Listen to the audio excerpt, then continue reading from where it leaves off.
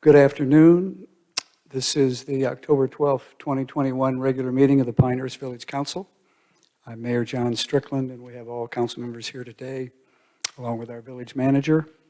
And in the audience in the room are several staff members and a few other visitors. We know that some of you may be watching this council meeting on live stream today, and we're happy you're doing that. If you have any comments or questions you'd like the council or staff to be dealing with over the next few days, you may send an email to public comments. It's one word with two C's, public comments at vopnc.org. The village clerk will receive those and distribute them to the council and staff members as necessary. So we welcome your comments when you wish to do that. Having called the meeting to order, we'll now move on to agenda item number 2, which is reports, and I'd call on our village manager, Jeff Sanborn, please. Thank you, John. I don't have anything to report today. All right. Good, because I have 4 short things. I had the opportunity week before last to visit Fort Bragg on an invitation from the new commanding general there on behalf of mayors and other elected officials in the counties that surround Fort Bragg. It was a very interesting morning and afternoon.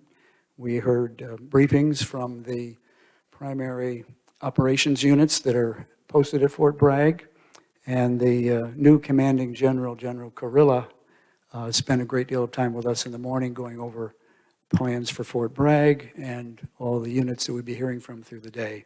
It was all quite meaningful, and for me, and I'm sure some of the others that were there, in the early afternoon, we had the chance to visit the Casualty Services Division, and they're the ones that deal with families when someone's departed. So it was very meaningful, but extraordinarily well done, and it's nice to have Fort Bragg with us. I look forward to other contact with them, as I'm sure other council members do over time.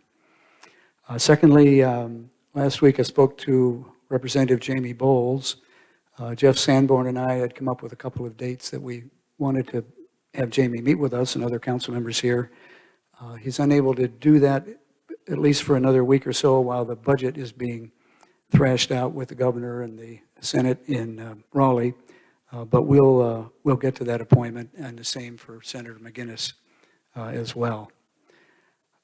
Thirdly, Kevin and I participated in the Partners in Progress meeting a week ago, and Kevin, you may have some reports to make on that if you'd like, but I'll just alert everybody that Partners in Progress is now moving to Pinehurst. They're going to take the second floor space at 15 Chinkapin, the former bank building that is under reconstruction, and with a couple new restaurants there, and they'll be moving over sometime in the next month or two when the building is outfitted. So we'll have staff, minimal as they are, from Partners in Progress here in Pinehurst. And finally, last week I was able to deliver another 100th birthday certificates to Sadie Ottinger, who lives in Midland Golf Club. She turned 100 years old on September 20. This is about the 5th or 6th of these citations I've been able to issue this year, and I would just make note, anybody who hears of someone who recently turned 100 or is about to, let me know and we'll make sure they're suitably honored. With that, that concludes my comments, and I'll start over to my left here with Jane Hogeman today. Thank you, John. Last week, a couple members of the Pinehurst Business Partners met with Jeff Batten and you and me to talk about some solutions to certain parking problems within the village center, and made, I think, a good start on that. So happy to have that happen. That's it. Judy? I'd just like to point out 2 important events that are coming up. This weekend is the Holly Arts Festival, and which will transform downtown Village Center with a lot of stands and wonderful curated items brought from all over the state and all over the Southeast probably. So a good chance to get a good start on your holiday shopping. And then the 29th and 30th will be the Festival d'Avion, the third celebration of freedom in flight. It's like 2 days, lots of activities going on. And we at our Moore Regional Airport, which is a terrific facility. So good chance to get out there and see lots of things going on. Thank you. Judy, Kevin Drum. Let me follow up on the Partners in Progress. They're also leading the creation of an entrepreneurial hub. Sounds like I just announced our first meeting. We're in our third meeting, and we're making a heck of a lot of progress and trying to create a true entrepreneurial hub in Moore County. I'll be able to report more on that in the next meeting. But I wanted to spend some time. We have the mayor of Blowing Rock lives here part-time. He's a friend of mine, Charlie Sellers, and I went up to visit him this weekend. We feel we have a commonality. We have same kind of issues, parking issues. We have a temporary population that explodes at a certain time of year, and then a smaller population in the off-season. It seems like we have a lot of similarities, and we've made the decision to talk to each other and how we deal with issues and how he deals with issues. And it's kind of a great learning opportunity for me that I hope to share with the council more. Thank you. And Kevin mentioned it at our last meeting, but just to underscore the fact, he is a member of the Entrepreneurship Committee Right. of Partners in Progress, and we're happy to have him represent the village on that. Lydia, please. Thank you, John. Have a couple of things from, well, actually 3 things. First, Jeff Sanborn, thank you for these new chairs. And to those in the audience, you don't know how dilapidated our chairs were, so thank you for these new chairs. I have something from the Bicycle and Pedestrian Advisory Committee and Convention Visitors Bureau. First from BPAC, they met yesterday, and I got to meet with them. The first thing they had on their agenda was to report that the Woods Road connection, the sidewalk along there that connects the community center to Pinehurst Elementary, should be completed in the next 2 to 3 weeks. The next one was the walkway project for the upcoming fiscal year, and they would like to see a walkway installed along Pine Vista. The next one, I wish we had a room full of people here to hear this because I think it's so cool. The Park and Rec Department has got 2 volunteer operations to help the kids at Pinehurst Elementary. The first one is the walking school bus, and they're looking for volunteers for this. And every Wednesday from now through November the 17th, they have 3 walking school buses that start at Cannon Park and escort kids over to the elementary school, and it teaches them safe walking practices along the roads. If you would like to do that, they meet at Cannon Park at 7 o'clock in the morning, and the last of the 3 school buses leaves at 7:15. The next one, this is pretty cool, is their bike club that meets every Wednesday, October 20th through November 17th. They'll meet at Pinehurst Elementary, and their focus is bicycle maintenance and safety. The riders are broken up based on ability levels, and they focus on bike inspections, safe riding, and bike handling skills. Each session goes from 2:45 till 3:30, so that's not too long. Volunteers are needed to ride with the groups and help them with their inspections and handling.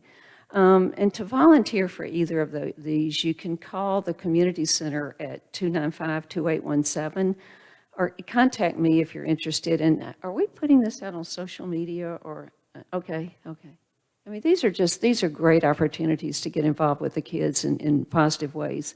I'm sorry, this is long. This is almost coming to an end.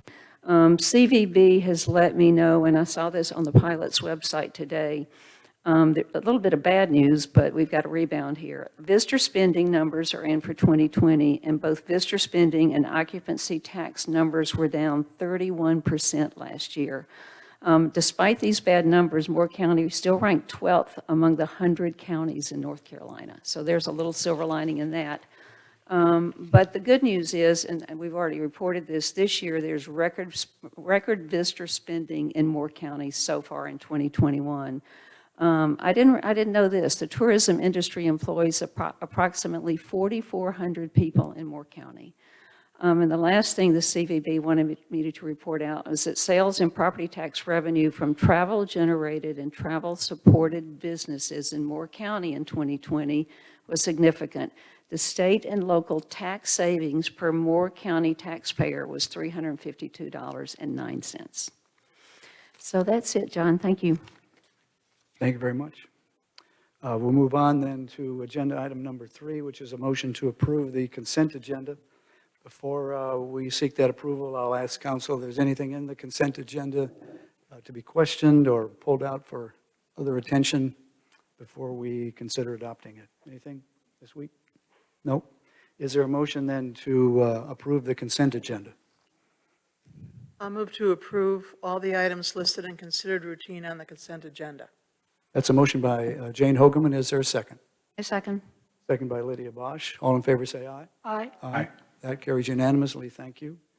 We'll move on into the rest of the agenda, and I want to note that on agenda item number 10, other business, we'll have a discussion tonight of some code of ethics issues that have arisen. So moving on into item number 4, Mr. Sanborn, would you like to take this appointment starting? Yeah, I can certainly start the conversation, John. We have 3 appointment actions for the council to consider tonight. A couple of very important, well, they're all very important, but a couple of chairman positions that we'd like you to take action on. Julia Latham's term as the Board of Adjustments chair has expired, and while she can continue to serve on the Board of Adjustments, she can't continue to serve as the chairman or chairperson. And so we've consulted with her and with Cindy Burnett, and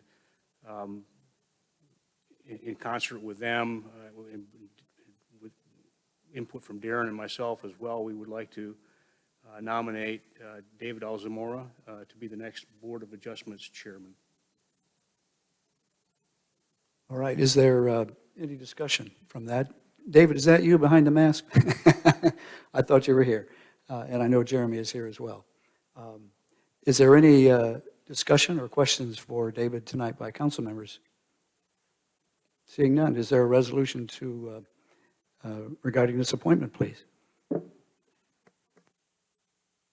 I move to approve Resolution 2120, appointing David Alzamora as the chairperson for the Board of Adjustment effective November 1, 2021, to serve at the pleasure of the council until the end of his term on April 30th, 2023.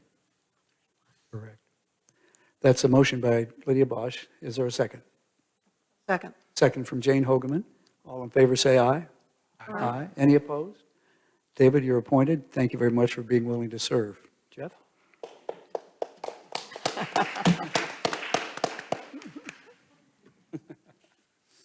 Jeff? All right, and next up, this was a little bit more unexpected. Unfortunately, Cindy Burnett has had to step down as the chairperson of the Planning and Zoning Board for health reasons. We're all going to miss her, obviously, but we needed to ask you to appoint a new chairperson. And again, with the input of all the parties that I just discussed previously, we would like to nominate Jeremy Hooper to be the next chairperson of the Planning and Zoning Board, and also you can take up his reappointment to the board at this time. Thank you very much. Jeremy, would you like to come forward, please?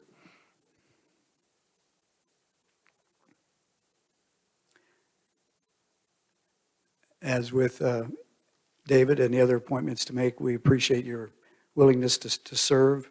Are there any questions that council members have? And Jeremy may have a few comments of his own. Anybody want to have any questions of Jeremy on this appointment?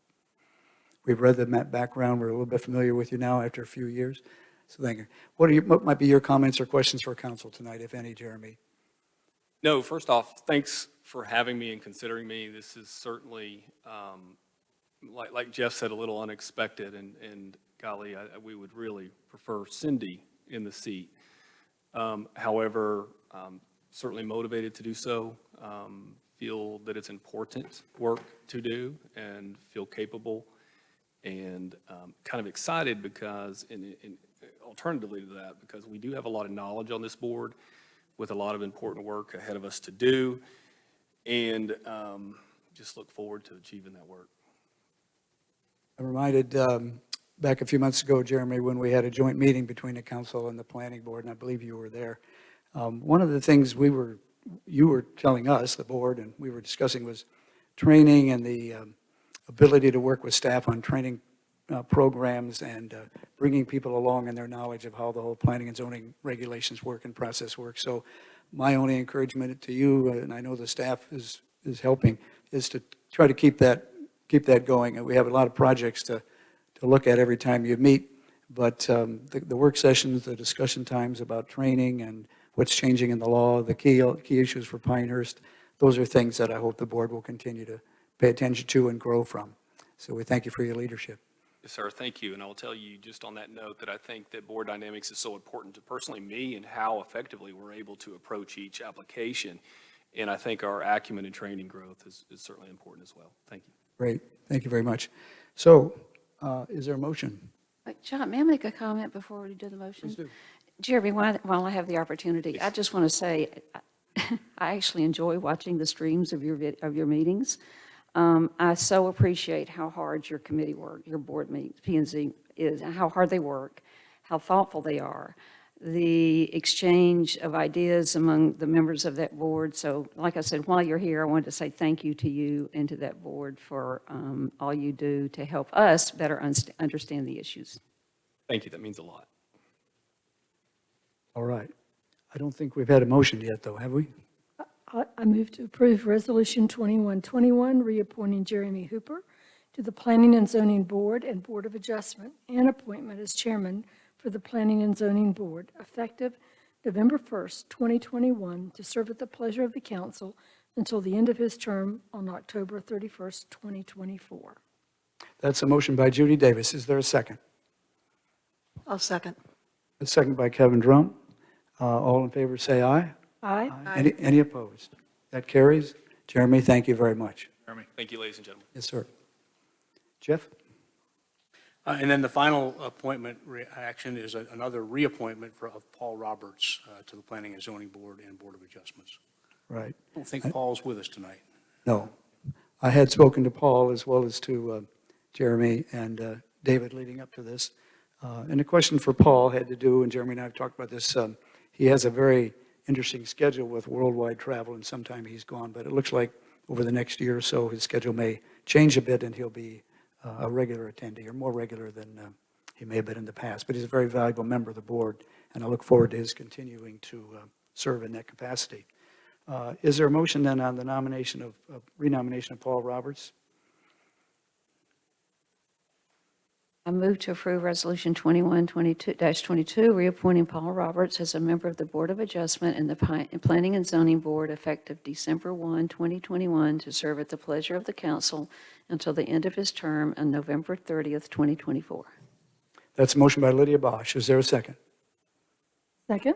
Second by Judy Davis. All in favor, say aye. Aye. Aye. Any opposed? Seeing none, that's unanimous. Gentlemen, thank you very much. We'll move now into item number 7, which is a presentation on the fiscal year 2021 State of the Village Report. Jeff? We All have right, thanks, John. And while Matt and Jill are coming forward, I think Jill's actually going to take care of the majority of this presentation since she prepared it. This is our summary report to you about how we performed as an organization through the year FY21.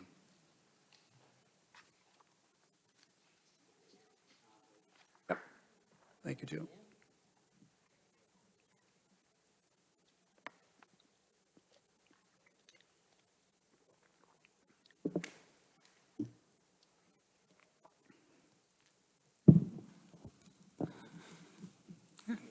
You ready? All right. Good afternoon, Mayor and Council. My name is Matthew McCarahan, and I am the Organizational Performance Director here in the Village. It is my pleasure to be with you today. Sitting with me is Jill Lazuski, the Administrative and Data Coordinator, who will start our time together by presenting the 2021 State of the Village Report. After her presentation, we will transition into key findings from the 2021 resident and business surveys. Please feel free to ask questions throughout the presentations if you have any. And if there are no questions to begin, it is my pleasure to introduce Jill as she presents the 2021 State of the Village Report. This keeps going. This keeps flashing. Okay, looks like I got it now. Sorry about that. Okay, I have just handed out the State of the Village Report, which will be available on the website for the public. This afternoon, I am going to give you a brief overview highlighting some of our accomplishments over the past fiscal year. As you know, our fiscal year began July 1, 2020, and ended on June 30th, 2021. And that is what this report covers. During this presentation, it might be helpful if you wanted to turn to page 21 in the report. That's just the overview of the corporate balance scorecard, and that's a lot of what we'll be addressing today. Under Council's direction, we focus on achieving our goals and strategic objectives in order to deliver quality services to our residents throughout the year. If we go to slide 3, which is right, this is a message from the Office of the Village Manager. And as you all know, all of our departments roll up to one of our 3 managers, either Jeff Sanborn or Doug Willardson or Jeff Batten. Overall this year, this past fiscal year, we have accomplished our goals and objectives that you all have set out for us. This year, and that's indicated certainly by the fact that 99% of our residents and 100% of our businesses are very satisfied with their quality of life here. As in the past, the responses, most of our responses include neutrals and into our satisfaction results so that we can focus on the areas of dissatisfaction and identify areas for improvement in the future. This year, we focused on 8 different initiative action plans, and the vast majority of our residents and businesses indicated high satisfaction levels with the majority of our services. Since adopting the Baldrige framework, the village has seen improvement in resident satisfaction in 86% of our service areas, and we currently exceed national averages in 48 out of 49 service areas. And the results that you will see throughout this report are highlighted in red, yellow, and green, which will provide an indication of where we landed this year with regard to the goals that we had established. So if we move on to the next slide, you'll see our quality of life charts for both the residents and the businesses. And as you can see, it's been very consistent throughout the years, and from 2014 to 2021, since we've been doing our surveys, it's been relatively consistent. So that's a very good sign for all of us. The next 2 slides you're going to see, and I would like to point out, these are where we have hit high-level benchmarks in us versus the rest of the U.S. who use ETC in our category, which is municipalities with populations of 50,000 or less. I will make a notation that these particular percentages do not include neutrals, so they may vary, from throughout the rest of the report. As you can see, this year we hit 12 different high satisfaction ratings in the United States. And this chart represents all the high satisfaction ratings that we have achieved since 2012. But this year, village efforts to prevent crime, 87%. Village communications satisfaction, 82%. Overall appearance of the village, 94%. Village as a place to retire, 95%. Yard waste collection services, 91%. Moving to the next page, landscaping and medians and other public areas, 94%. Fire services, again, 96%. Overall feeling of safety, 96%. Maintenance and preservation of downtown, 91%. Customer service provided by village employees, this is a new high for us. There's a new category, 86%. Cleanliness of streets and other public areas, 92%, and police services, 94%. So we should be very proud in all of those areas. The dial you see on the next slide is the methodology that we use to measure our performance. And it represents the actual results versus the goal red flag thresholds that we have set. Every KPI receives a score of 1 to 10 and relative to our annual goal and our red flag thresholds. Then it's rolled up into a composite score And from there, we can determine how our particular department or the village overall has done. And as you can see, the village scored overall 8.07 this year. And if we are between the red flag and the goal number, that means we've met our goals. If we are in the green above 6.66, it means we exceeded our goals. So again, it was a good year for the village. The next thing you'll see is our balanced scorecard, and this is just a reminder, we'll be going through each one of these areas individually, but these represent our customer, internal workforce, and financial goals for the year. On these charts that you will see, you're going to notice there are going to be a few green arrows and red arrows, and those indicate either noticeable improvement or noticeable decline for the past fiscal year. In some cases, you will see an up arrow that is in red, which means that bad is, higher is not good in particular instances. So I just wanted to clarify that. Okay, so if we move on to the customer focus. Oops, excuse me. There we are. All right. The first objective we're going to, or the first, goal we're going to look at is safeguarding the community. And as you can see, percentage of residents satisfied with fire services, 100%, exceeding our goal. Percent of residents satisfied with how quickly fire personnel respond to emergencies, 98%. The fire incident rates are up this year, but putting it in relative terms, they responded to 13 different fire incidents in the past fiscal year versus 1 the previous year, and that is why. So it's not really this massive number, it's just that it's such a significant difference from one year to the next. Percentage of residents, overall feeling of safety, again, very, very high at 99%. Police services, 98% satisfaction, and our crime rate is at 36, well beneath our goal of 47. So a few things to highlight for this particular area is the fire department was reaccredited this year. And also, too, they've been focusing a lot of effort on reaction and response times.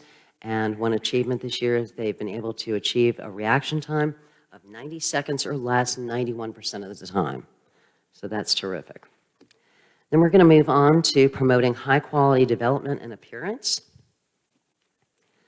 Residents are very satisfied with the overall appearance of the village, 99%. And enforcement of codes and ordinances exceeded our goal of 85% and is sitting at 86%.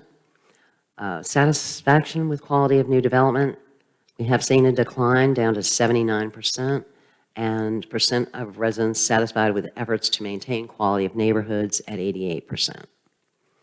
This year, as you know, the planning department has hired consultants to help with small area plans for the village, for Village Place, and the Rattlesnake Trail Corridor, as well as Highway 5 business area, and these plans are currently underway. And I know that the planning department is keeping you abreast of all of those happenings. Additionally, the planning and inspections department issued 136 new single-family permits, and they also investigated 1,200 code violations, 97%, over 1,200, and 97% which were resolved within 45 days, which is our time frame in which to resolve those issues. Of the 8,700 plus building inspections completed, 100% were completed within 1 business day. So we can move on to promoting a thriving business community. Percentage of businesses likely to recommend the village as a business location, 92%. Non-residential development had another good year. 24 non-residential permits were issued and valued at over $63 million. This is 11 permits less than the previous year, but the value of the permitting this year increased by more than $26 million, so that was rather significant. In this year's business survey, 93% indicated they were satisfied with the overall quality of service that we provide. 98% were satisfied with customer service compared to other places that they have had businesses, and 99% were satisfied with the overall image of the village. Again, the Welcome Center hosted a Small Business Saturday event, which we turned into Shop Small this season to extend it for the entire week of Thanksgiving, to encourage local shopping and dining during the month of November. During the week of Thanksgiving, we had more than 500 visitors to the Welcome Center, and receipts that were collected, or reviewed, for the gift basket giveaway totaled more than $45,000, representing money spent at Village of Pinehurst businesses. And those are just the ones that we saw. That doesn't include all the ones that didn't come into the Welcome Center, so that's a really good indication. But it represents a 27% increase in visitors and a 45% increase in receipts from the previous year.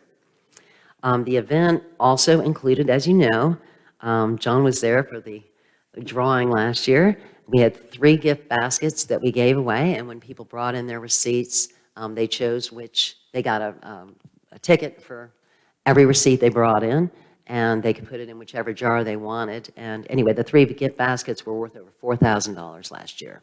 So we are again doing that program again this year, and it will again last a whole week, the whole week of Thanksgiving. So they're very excited about that. Moving on to promoting transportation, mobility, and connectivity.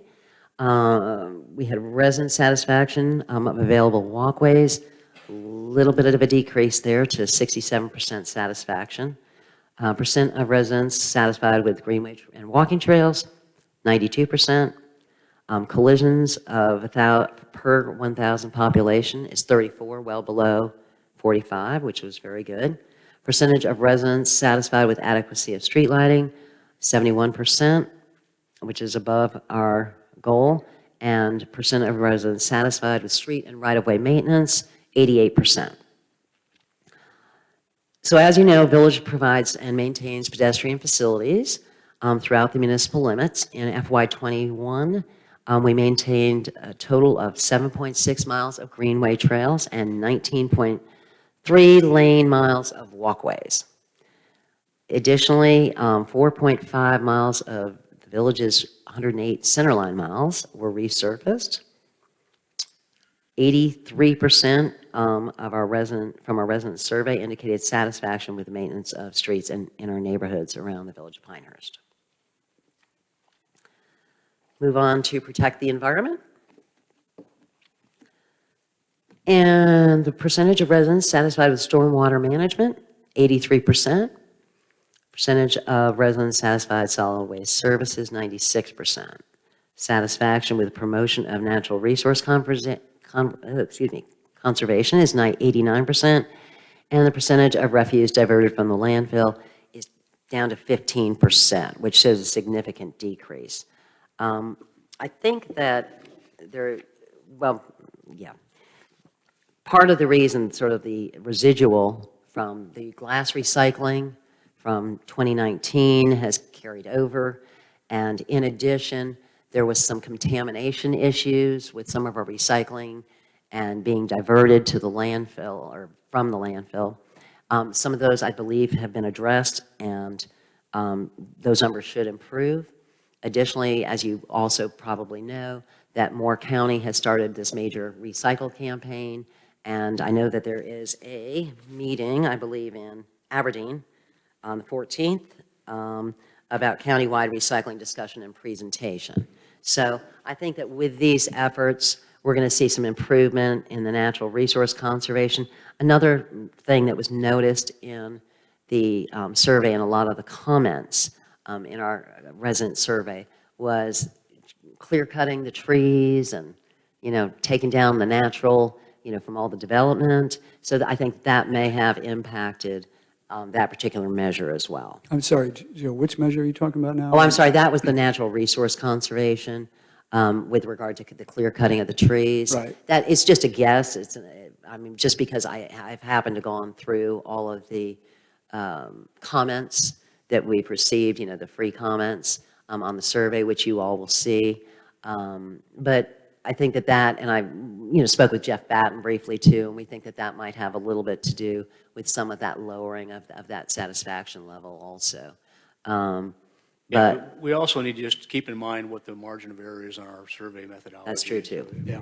This may or may not be significant, it's hard to tell. Right. I'd like to maybe offer a little bit of clarification on the percent refuse diverted from the landfill. I was wondering about that. Topic there. It's a difficult thing to describe. So what we think has happened there is that if you all recall when when this whole recycling thing blew up a couple of years ago, one of the big concerns was the removal of glass, right? And glass is the heaviest component of our recycling load. And we believe that what we're seeing reflected in our data here is that, in fact, we're doing a better job of getting the glass out of the recycling stream because it can't be there anymore, because it was adding to that tonnage of our weighed recycling material or recycled material previously, even though it wasn't legitimate recyclable material. Well, what does 15% mean, or 27%? Is that per truckload somehow, or how per ton we take? How do we measure You just that? think about it in terms of the total tonnage of the stuff that we carry away from our residences and other places in the villages, in the village. 15% of it would be recycled. Okay. On the stormwater, which is part of this, we hear all the time from residents here and by mail about stormwater management, and Jeff talks a lot about that, certainly our Mike Apke and the others. This seems to show a better picture than we sometimes hear. Is there a difference in the way we're defining stormwater management here from what the average citizen might when they talk to us? What would you think, Jeff?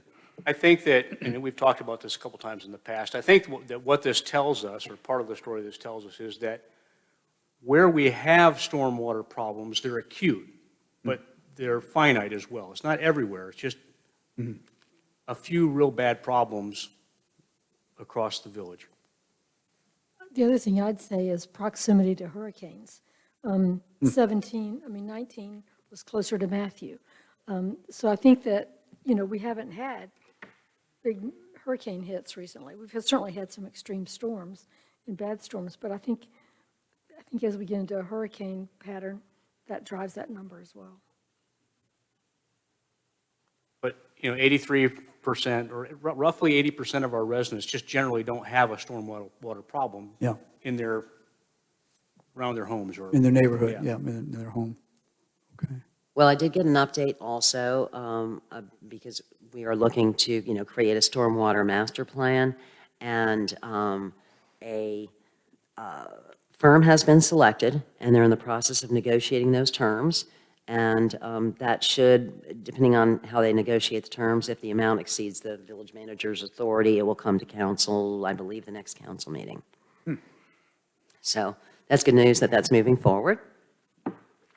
Over the last year also, Public Services completed 100% of their solid waste routes on schedule.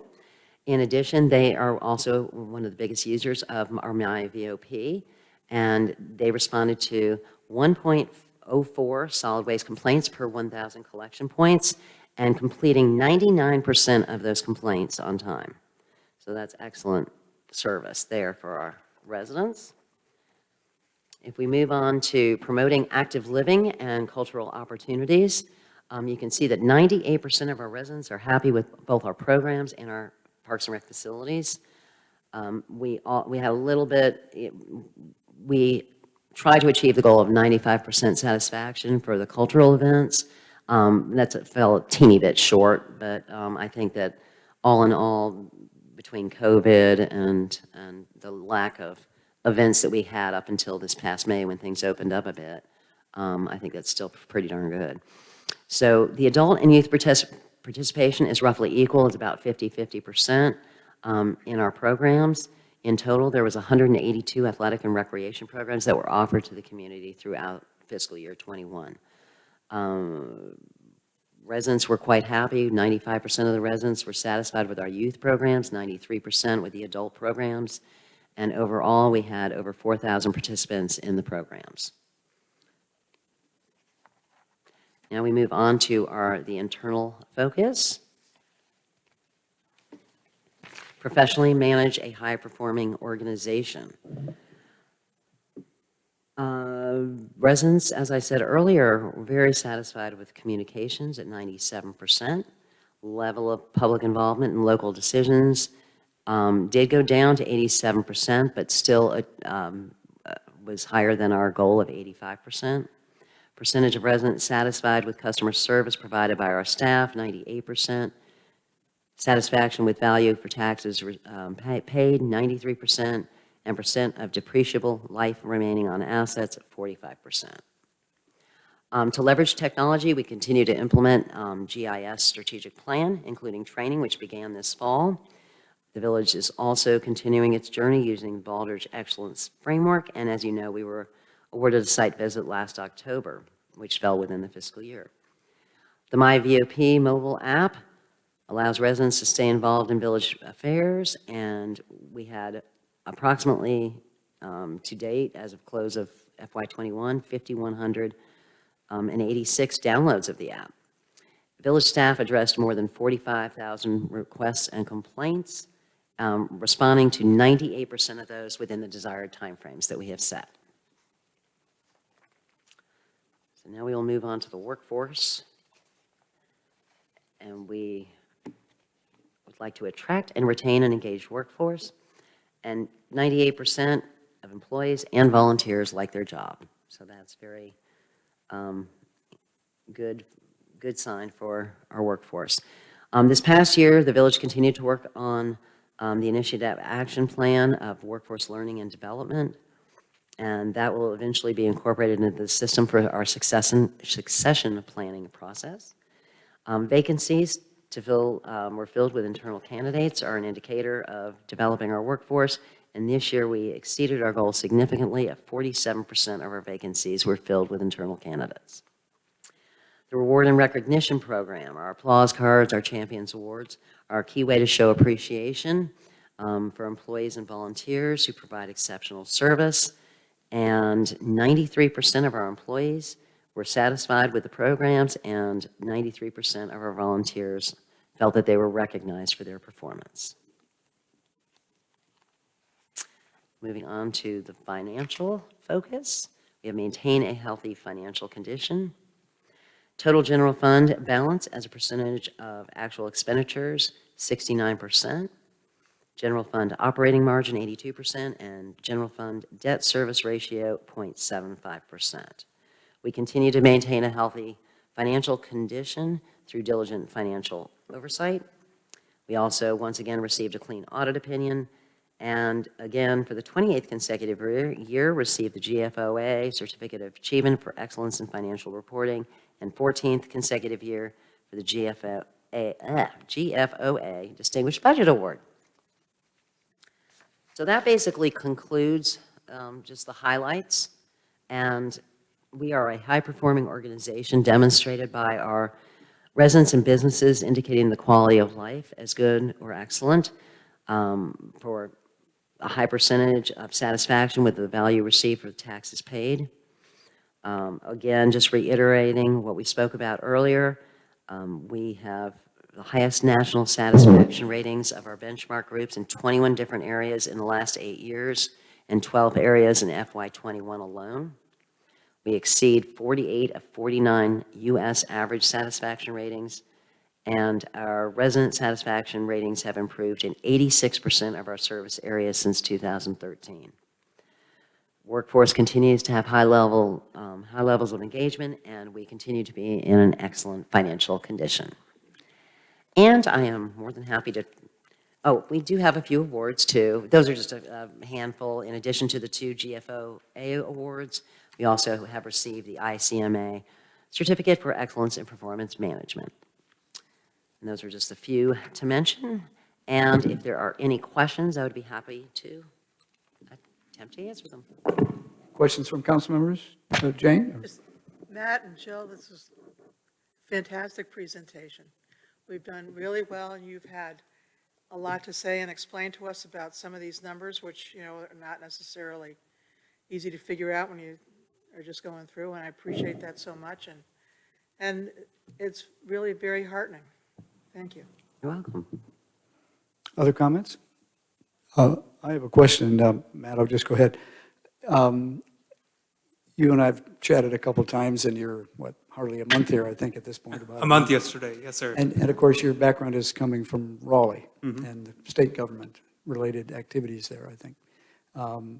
When you look at this report and going forward with it as you will, are there some thoughts that you have or some changes you have or things you see that we might want to ask about or ask differently about, frame differently? What might you want to change, if anything, in the things we look at or the measurements we take, or anything else about that? Well, thank you, sir. I appreciate that. So in my time previously, I was in, as you said, the city of Raleigh, and then before that, I was in the city of Fort Lauderdale. Both of those, I worked on their community surveys, and also I worked with ETC in that capacity. So I do have a little bit of experience working with this group. As you said, yesterday made 1 month, and I'm very excited to be here for the month.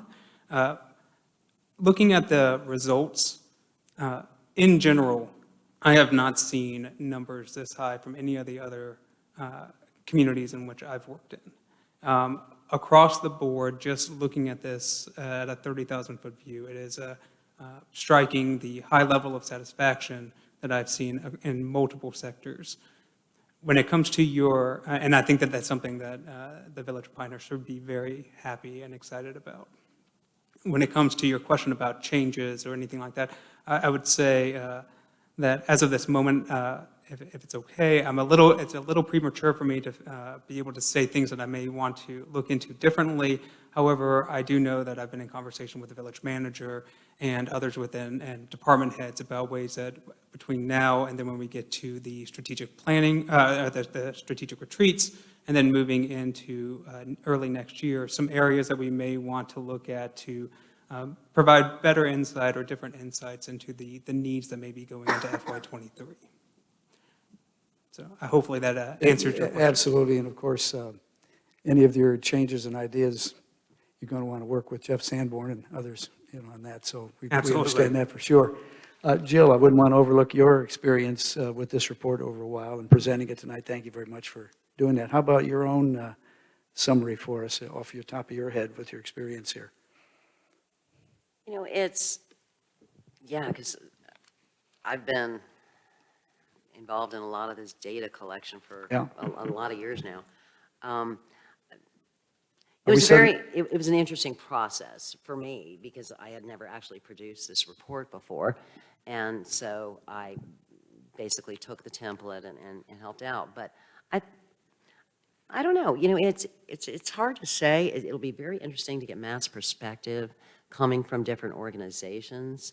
I think that this in itself has evolved so much just in the last 7 years since I've been here that, and it's made a lot of improvements. So I don't know, what direction yet we're going to go in. It'll be very interesting to see what comes out of the strategic planning retreats this year. And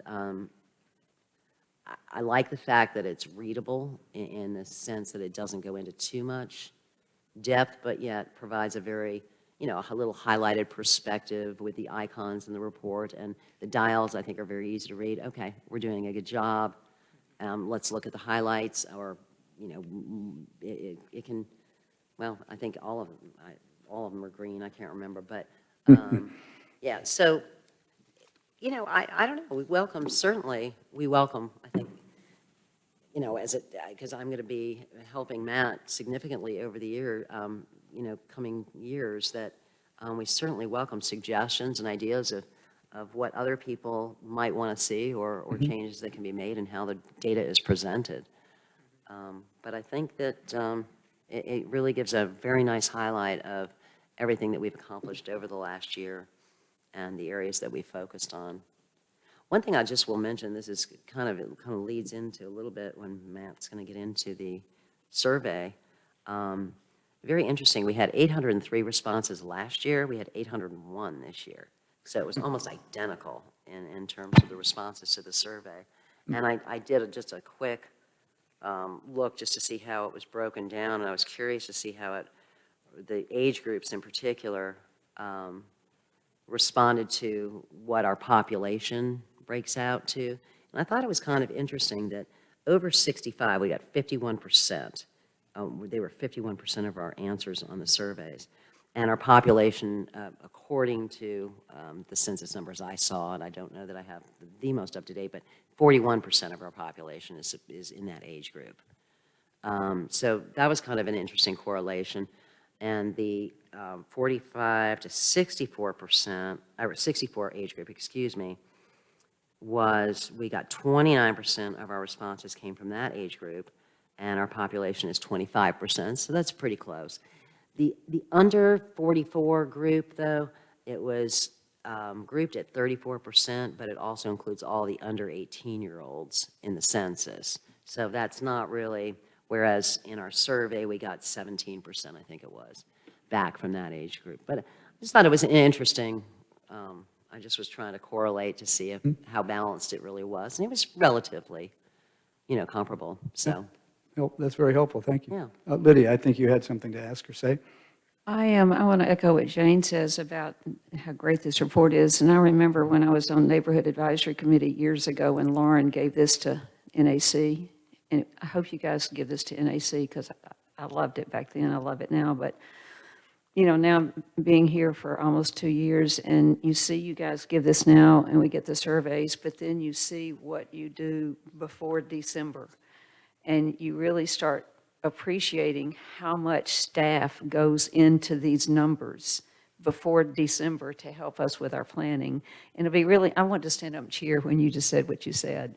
So thank you for that, for complimenting the village and our staff. But I'm excited to have you on board and have you work with staff as you guys get us ready for our retreat in December. But this is a great start. So thank you.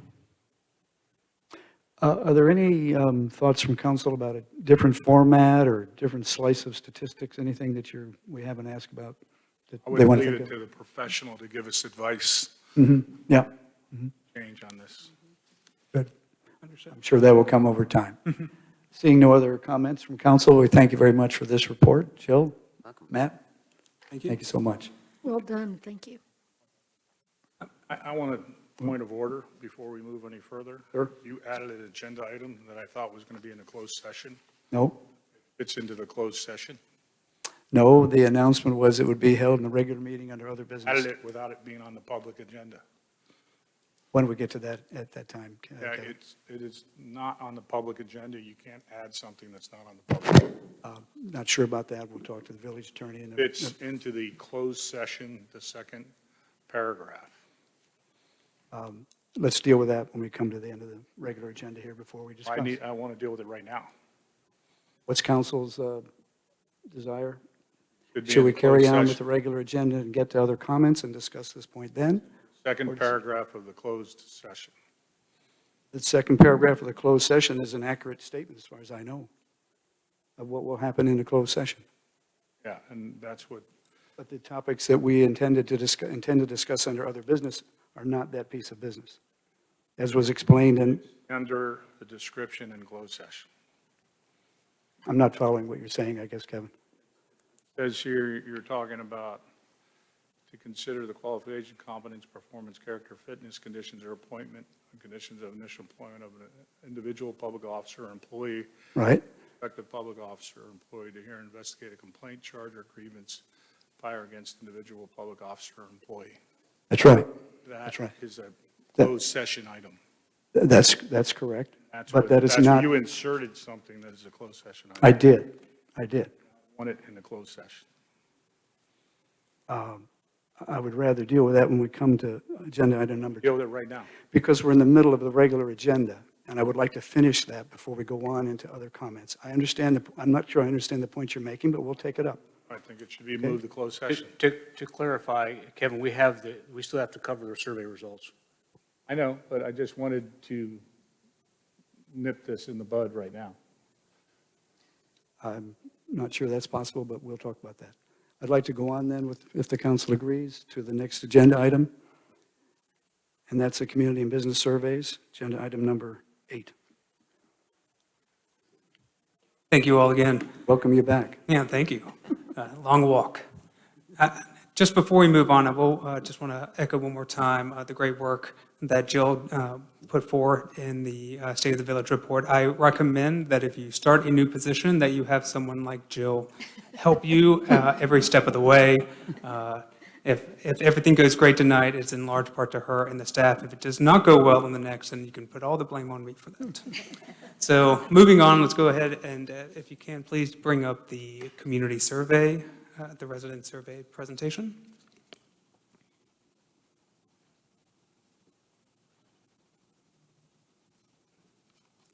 All right, thank you so much.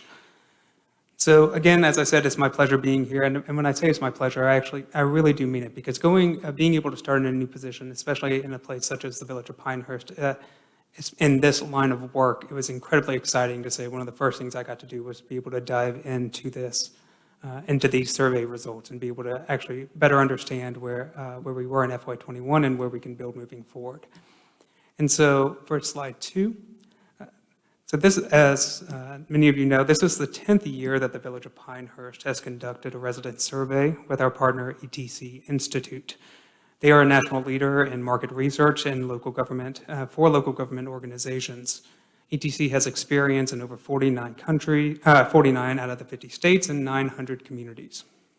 As I mentioned earlier, I've had the pleasure of working in 2 of them, and I'm excited to be in this one. So our agenda will outline 3 general purpose and methodologies for the survey. It'll provide a general overview, it'll identify key findings, and then we're going to summarize those results. And at the end, I'm happy to take questions. A full copy of the report was attached in the agenda, but it will also be, the hard copies will be available in your mailbox first thing in the morning. And as I said earlier, please feel free, if you have any questions on any of this information, please feel free to ask during the presentation. It'll just probably be easier as we go through them. There are a lot of numbers that are about to be coming your way. So the purpose of the resident survey is generally focused on 4 elements. It's to objectively assess resident satisfaction with the delivery of major village services. It's helped to determine priorities for the village, to measure trends from previous surveys, and then finally to compare the village's performance with residents both regionally and nationally. The methodology is consistent with the ones that we've used in previous years. Questions in many instances remained consistent for trend analysis.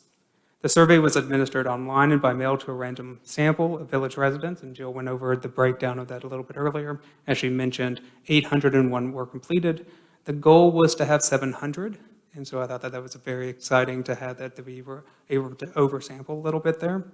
And the confidence level, just like in previous years, was at 95%. And with the completed surveys of 801, the margin of error this year was plus or minus 3.4%.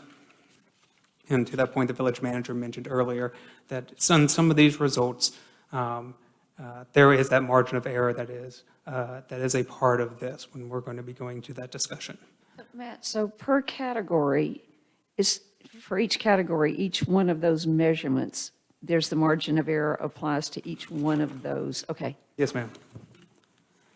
And as Jill mentioned earlier, for the state of the village, in many instances, we add neutrals into that for the purposes of this presentation and for the business survey, just because the way ETC categorizes their information when we're looking at benchmark and trend analysis, they exclude neutrals. So satisfactions are those who chose satisfied or very satisfied, or the equivalent of that when we go through it. The survey also looks into account of geographic location. As you can see on the screen, I know it's a little tight, a little small on the screen up there, but the map highlights the general location of survey respondents. So in general, the village continues its positive momentum in the areas of resident perception and overall satisfaction. For the purposes of this survey, as I mentioned earlier, ratings and rankings reflect those who had an opinion on a particular question or survey. So as an example, if residents with an opinion at 95% rated Pinehurst as excellent or a good place to live, 96% indicated their overall feeling of safety in the village as excellent or good. So it does not take into account if someone skipped that question on the survey. So the village also continues to move in the right direction on numerous satisfaction ratings. 32 of 89 areas stayed the same or increased in satisfaction since 2020, where we saw a previous bump from 2019 in 64 of 86 areas. And overall, we have seen satisfaction ratings increase or remain steady in 66 of 77 areas since 2013. Satisfaction with village services is much higher than other ETC communities as well, and I know we've talked about that a little bit earlier. Pinehurst rated above the U.S. average in 48 of 49 areas, and overall satisfaction with customer service from village employees was rated 35% above the U.S. average. As I mentioned earlier, coming from an outside perspective, seeing those numbers, I was very excited to be here. Through the results of the survey, ETC identified 2 community priorities: efforts at maintaining the quality of neighborhoods and the enforcement of village codes and ordinances. And we're going to break that down a little bit more when we go through the presentation. So in reviewing key findings from resident perceptions of the village, we see that 9 of the 11 areas highlighted in the survey had overall responses of excellent or good at over 50%. The perceptions of Pinehurst as a place to retire, overall feeling of safety, as a place to live, overall appearance, overall image, and overall quality of life were all over 90% excellent or good. Perceptions of development, both commercial and residential, were at the lowest rated. However, both had approximately 21% of responses that chose below average or poor. So again, just as the breakdown there, even though it was at the lowest area, there were quite a few neutrals within that, within those responses. Overall satisfaction remains high across all village services, with all listed areas receiving at least 85% of responses of neutral, satisfied, or very satisfied. Public safety services received the highest markings in the 2021 survey, with fire and police services both receiving over 93% satisfaction. Enforcement of village code and ordinances received the highest level of dissatisfaction, but only at 14.4% overall.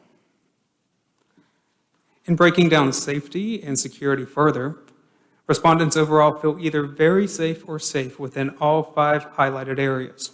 Walking alone in your neighborhood and business areas during the day received the highest level of safe responses at over 97.5%. Perceptions of safety decreased at night to approximately 76% within these same areas. Pinehurst continues to receive positive responses to the question of, would you recommend Pinehurst as a place to live? With over 93% saying yes. As you can see on the screen, it continues a very positive trend over the years. Overall satisfaction for value received from property taxes is over 10 to 1 in 2021, at 76.3% to 6.8%. Next, we're going to touch on a few key findings on the direction of the village. So, of those households that used the service within the past year, I want to preface that. So this one is going to look a little bit different from other questions, but of those that have used the service within the past year, we saw marked increases in 6 categories since 2020. Code enforcement increased 7%, whereas the Village Hall reception desk, fire services, Parks and Rec facilities, the MyVOP system, and overall customer services provided by village employees all saw 5% increases from the previous year. Fire and police services continue to receive high satisfaction marks when compared to other surveyed village services. Customer service provided by village employees and Parks and Rec facilities saw marked increases in overall satisfaction in 2021. The promotion of natural resource conservation and level of public involvement in local decisions were 2 areas that saw decreases in satisfaction from 2020 to 2021 at 4% and 3.5% respectively. When reviewing our results against other benchmarked communities, Pinehurst consistently ranks higher than the regional and national average in satisfaction rates when viewing village services. We see a similar outcome when reviewing issues that influence community perceptions. The lowest satisfaction in this category was the response to as a place to raise children at 76%. However, this rating is equal to our region and 5% higher than the national response. Overall satisfaction with public safety services consistently exceeded the national average. 2 areas of note: fire personnel response to emergencies and frequency of police officers patrolling your neighborhood were 2 areas that did not meet or exceed our regional average. Fire personnel response was a 2.4% decrease from 2020, and police officer patrol frequencies in neighborhoods saw a 5.6% decrease from 2020. However, police officer patrol frequencies for the nation and region saw an, I apologize, not however. During the same time, police officer patrol frequencies for the nation and the region saw an increase of over 5% from the previous year.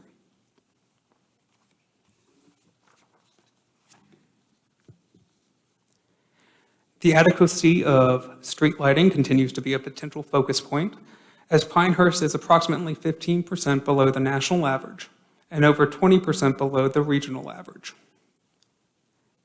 Code enforcement saw an increase in satisfaction in 2021 compared to 2020. When breaking down individual elements, village code enforcement is comparable to the Atlantic region and the U.S. average. In general, 61% of respondents describe the effort the village applies to enforce its codes and ordinances as about right.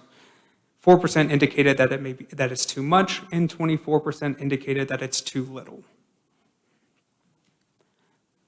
Solid waste services far exceeds the national average and regional average in residential trash collection, yard waste collection, and curbside recycling services. Next, on slide 25, we have overall satisfaction of village leadership provided by elected officials was at 62.4%. Oh, I apologize, I skipped one. Thank you. Yeah, Kelly's over there trying to keep up with me. So for slide 24, it says that overall respondents were satisfied with village communication. We talked about that previously during the State of the Village report. Of note, 94% of responses indicated they read the village newsletter. Overall satisfaction of village leadership provided by elected officials, as I mentioned before, was at 62.4%, approximately 13% below 2020 results, but still higher than U.S. and Atlantic region averages. And I know that previously I presented a supplemental information right before this meeting as well. I'm happy to discuss it if you'd like, showing a longer 5-year trend, showing that of where it may fall that may provide better context for that number as well, both within our own Village of Pinehurst numbers, but then also when we're looking at benchmarks over the last 5 years. And so a few final findings for your consideration. Safety and security, quality health care, and quality of housing were the top 3 reasons to live in Pinehurst. Over 50% of respondents chose, at minimum, someone important in 14 of the 15 displayed categories. Proximity of work was the only one under 50%. And as we alluded to earlier in the benchmark analysis, the newsletter remains an important communication tool for the village. 8 out of the 9 communication categories listed received a rating of satisfied or very satisfied from over 50% of respondents. Resident experiences with our employees remain a top priority. Over 90% of respondents rated the courteousness, competence, and responsiveness of our employees at usually or always when having interactions with them. And in comparison to the previous respondents, I apologize. In comparison to where respondents previously lived or considered their residence, Pinehurst is either better or significantly better in the majority of the listed 3 categories that you see on the screen. When factoring responses of same, each category receives approximately 98% of positive responses. And so in summary, the village continues its positive momentum in the areas of resident perception and overall satisfaction. And for the purposes of this presentation, as I mentioned earlier, we only showed people who had showed an opinion on a particular question or survey, and so those are not filtered into the percentages. Thank you so much for your time. I'm happy to answer any questions that you have concerning the resident survey. Questions from council members? I'd like to know what type of knowledge you've extrapolated out of this, like when you combine different satisfaction measures. Is there anything you could kind of and aggregating the data just in summary like you did the previous survey? Yes, sir. So again, at the 30,000-foot view, looking at these, as I mentioned earlier, overall satisfaction continues to not only be incredibly high within the village itself, but there, even in areas of marked improvement that may need to be focused on for the upcoming year, if you so choose, those are areas that still, compared to our regional and national partners, that we are at minimum meeting, if not exceeding, in all of those elements.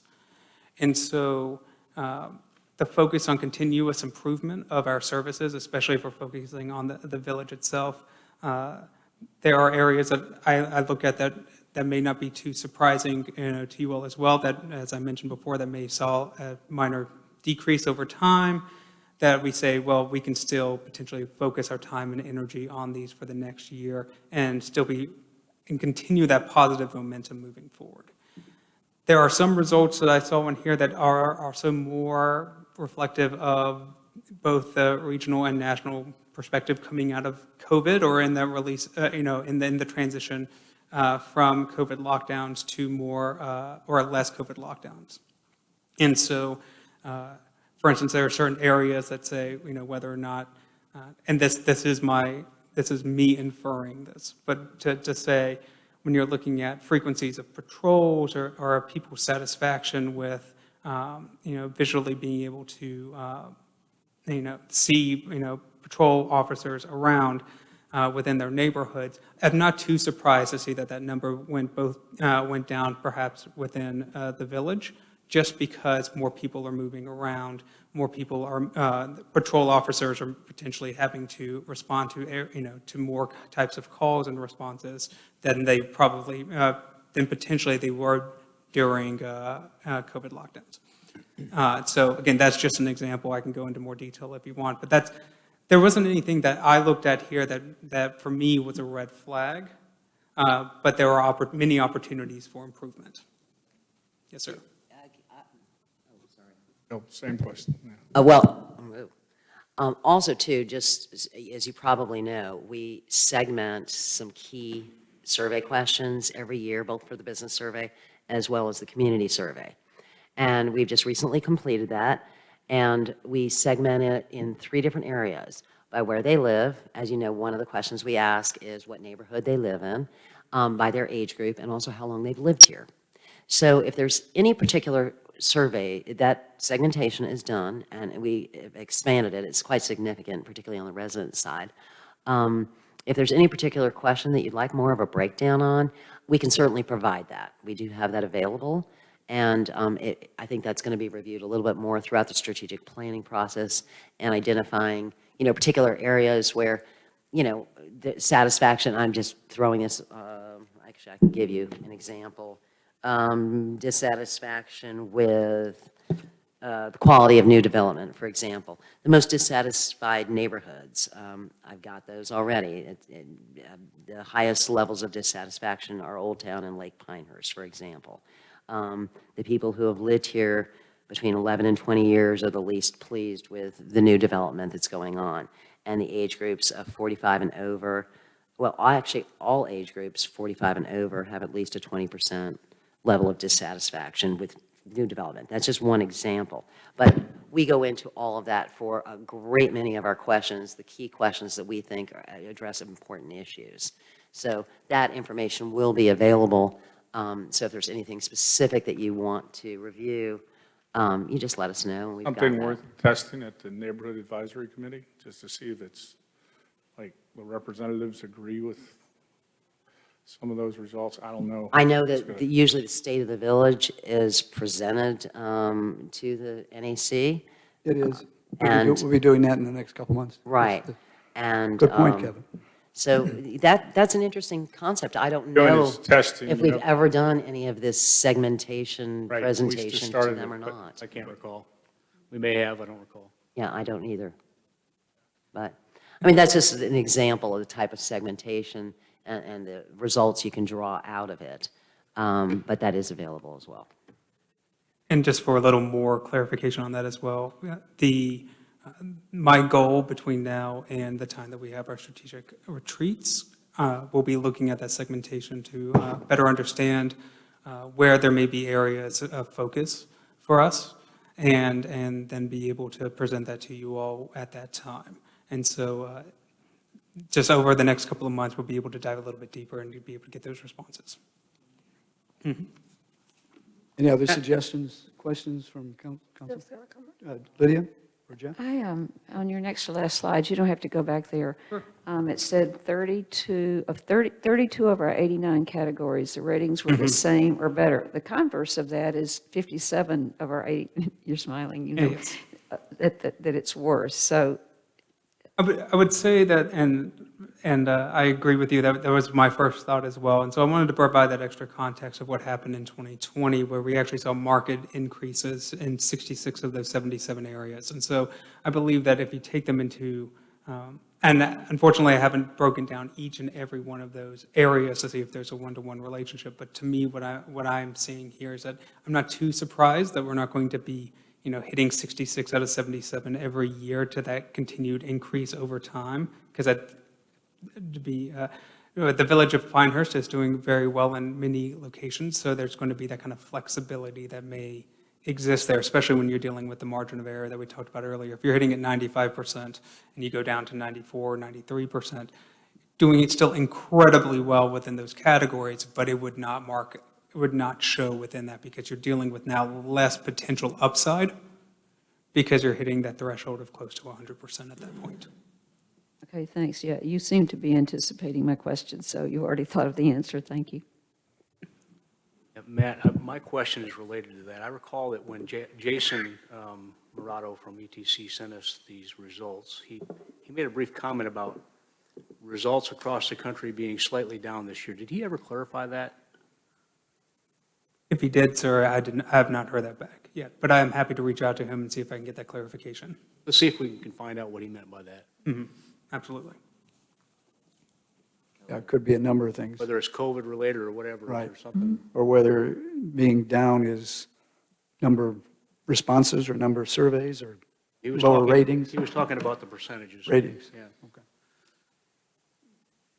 Jane? Any other questions? All right. Jill, Matt, thank you very much. Yes. And, sir, we have one more, if you'd like, that we had the yeah. business survey responses. Oh, I'm in the business. You're going to the business. Yes, Yeah. I'm sorry, yes. I'm trying to, spice up the, hopefully my voice isn't too monotone for this. I'm trying my best to make it exciting. I apologize in advance if that's the case. So, all right.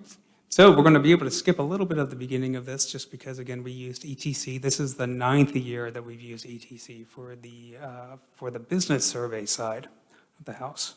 And so similar to the resident survey, we'll briefly highlight that, the purpose and the methodology and provide those general overviews and topics. And so for the methodology, as you can see, this was a 4-page survey. It was also by mail. It was completed by, I believe it was 75 surveys that were completed, and it was mailed out to 440 businesses in Pinehurst.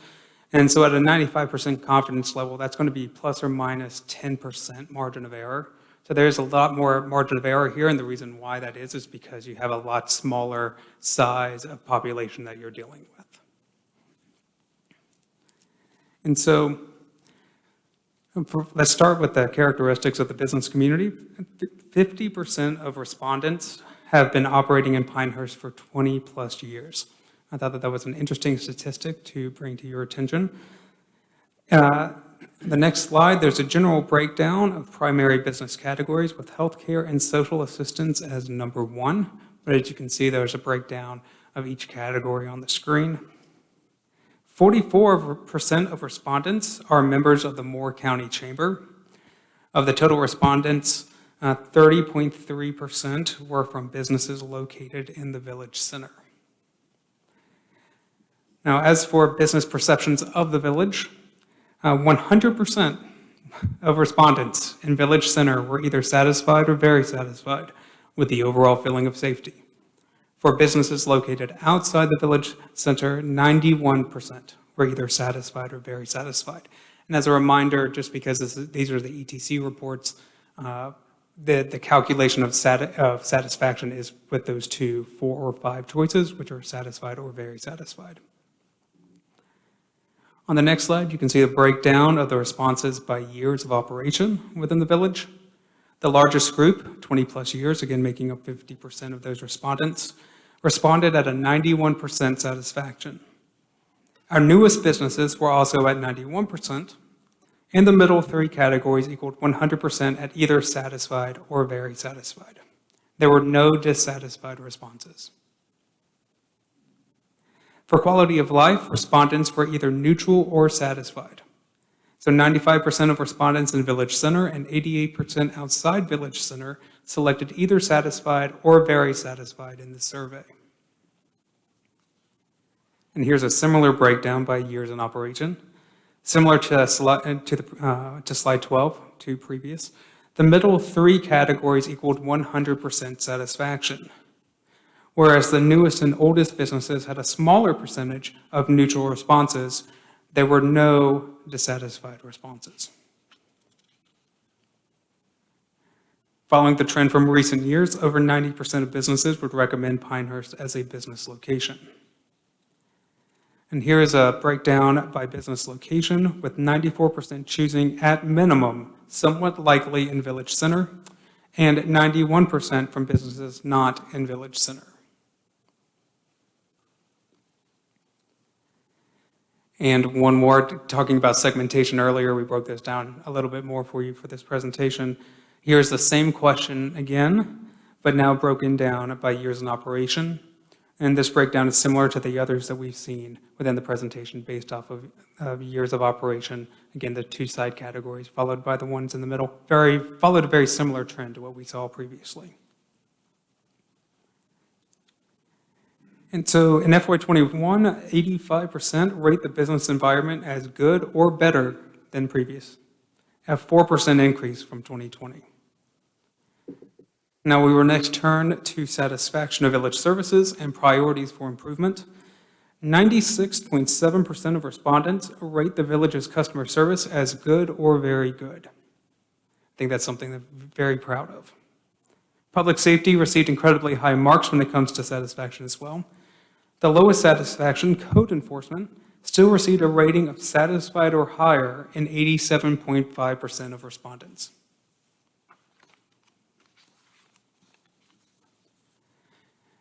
And on the screen here, we have the sum of the top 3 most important village services to business. Public safety categories make up those top 3.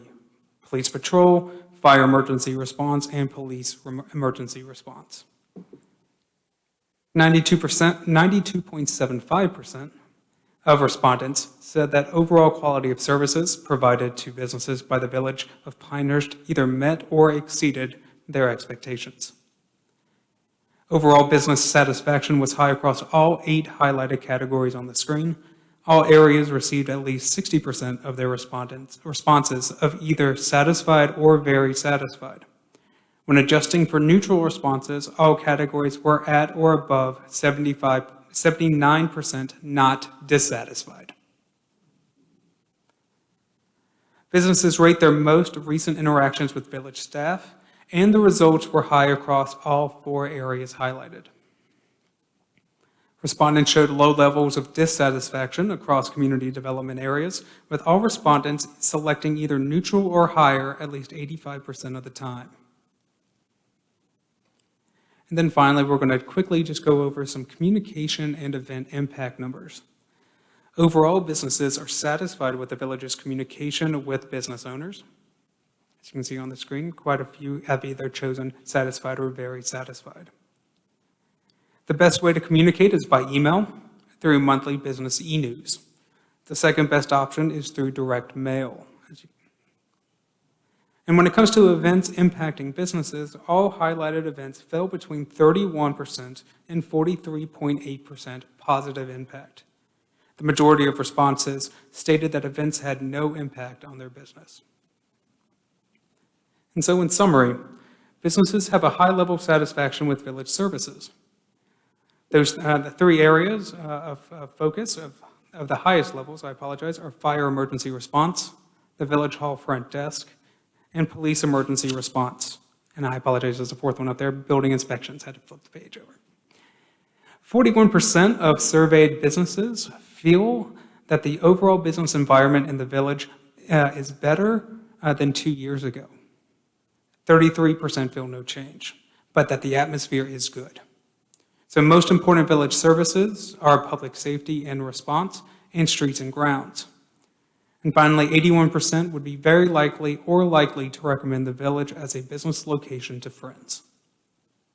Again, I want to thank you for your time. I'm happy to answer any questions that you may have. Any questions from council? Judy? Yeah, I do have a question about the 75 respondents. Do you have that breakdown by business in the village center or outside the village center? 1 second, let me see if I can find this here.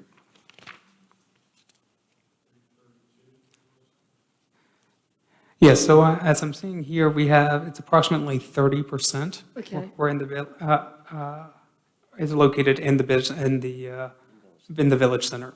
So you're looking at approximately 25?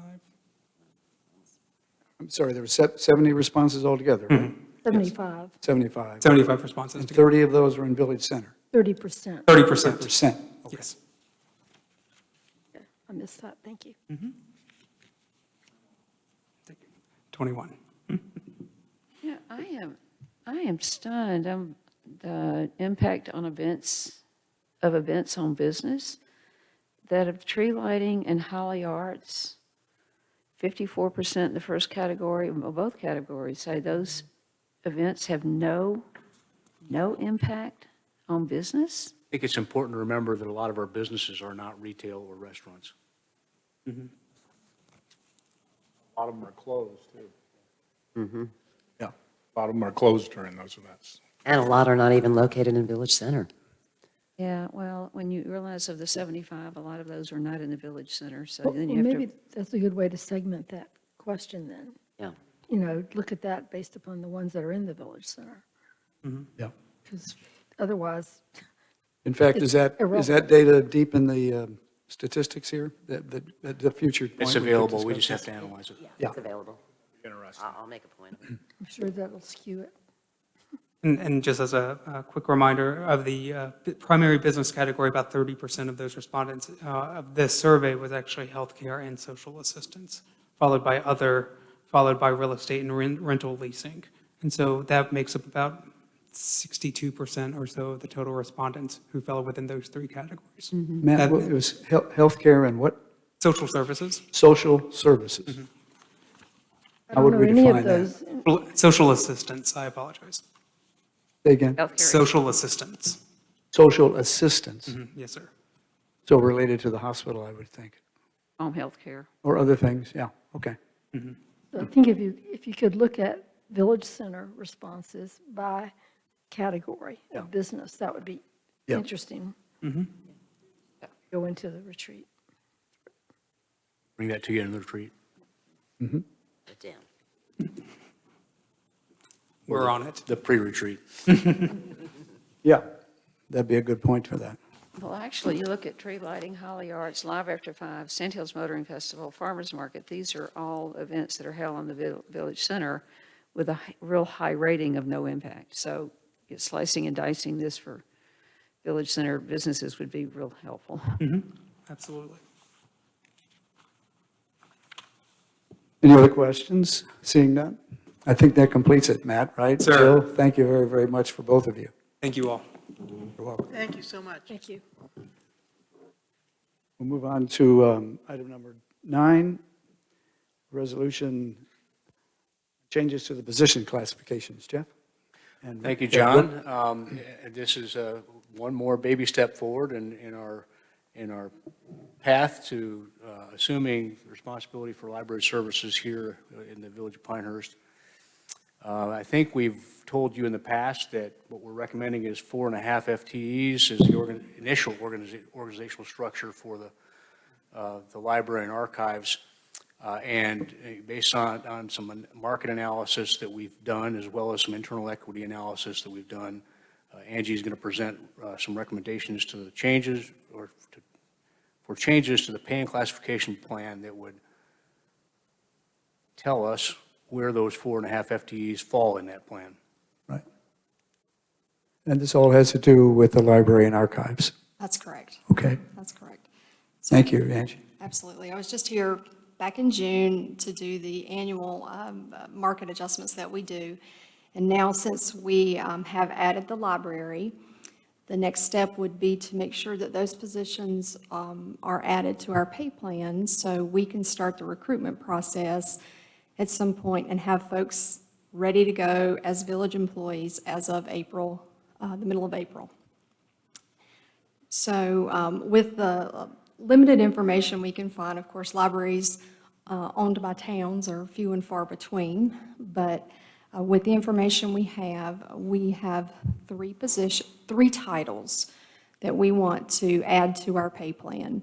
The first is the Library Services and Archives Director role, and we want to put that in pay grade 28. And then we have the Assistant Library Services and Archives Director role, and we want to put that in pay grade 18. And then we have the Library and Archives Associate position that we would like to put in grade 15. Now, this is where we have slotted these positions based on the information that we had available. And we're actually going to be adding these positions to our compensation study that we do annually. We're going to be adding them in the spring to make sure we got it right or to adjust it if we need to do that.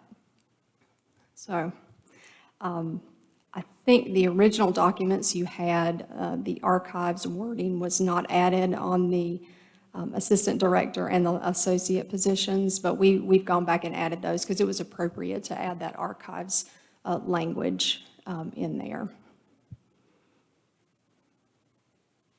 That makes sense. Question? No. Go ahead. And just one other question. So our due diligence period is up on the October 15th, and we're assuming that we're going to complete that. We may want to discuss that in more detail during the closed session. Okay. But there, as I mentioned to you, I think during last meeting, maybe in my weekly report last week too, there are 3 items that were still outstanding. Okay. First was a survey, that's done. The second is the building inspection. We now know that the building inspection is scheduled for Thursday morning. Okay. So, and Kevin will be accompanying the inspector. So while we may not have the report by Friday, we will know what issues there are in the building. So- Kevin Brewer. That's right, Kevin Brewer, thank you. And then the third is the title search, and we just got word back today that that's good. So Okay. assuming you all are comfortable with just going with Kevin Brewer's assessment of what he saw during the building inspection, we will have everything done as part of the intended due diligence by Friday. Thank you. Who works with us on the inspection? Do we hire a outside I hired a inspector? commercial building inspector. I don't Okay. know who that was. Maybe Jeff knows. Jeff Batten coming to tell us.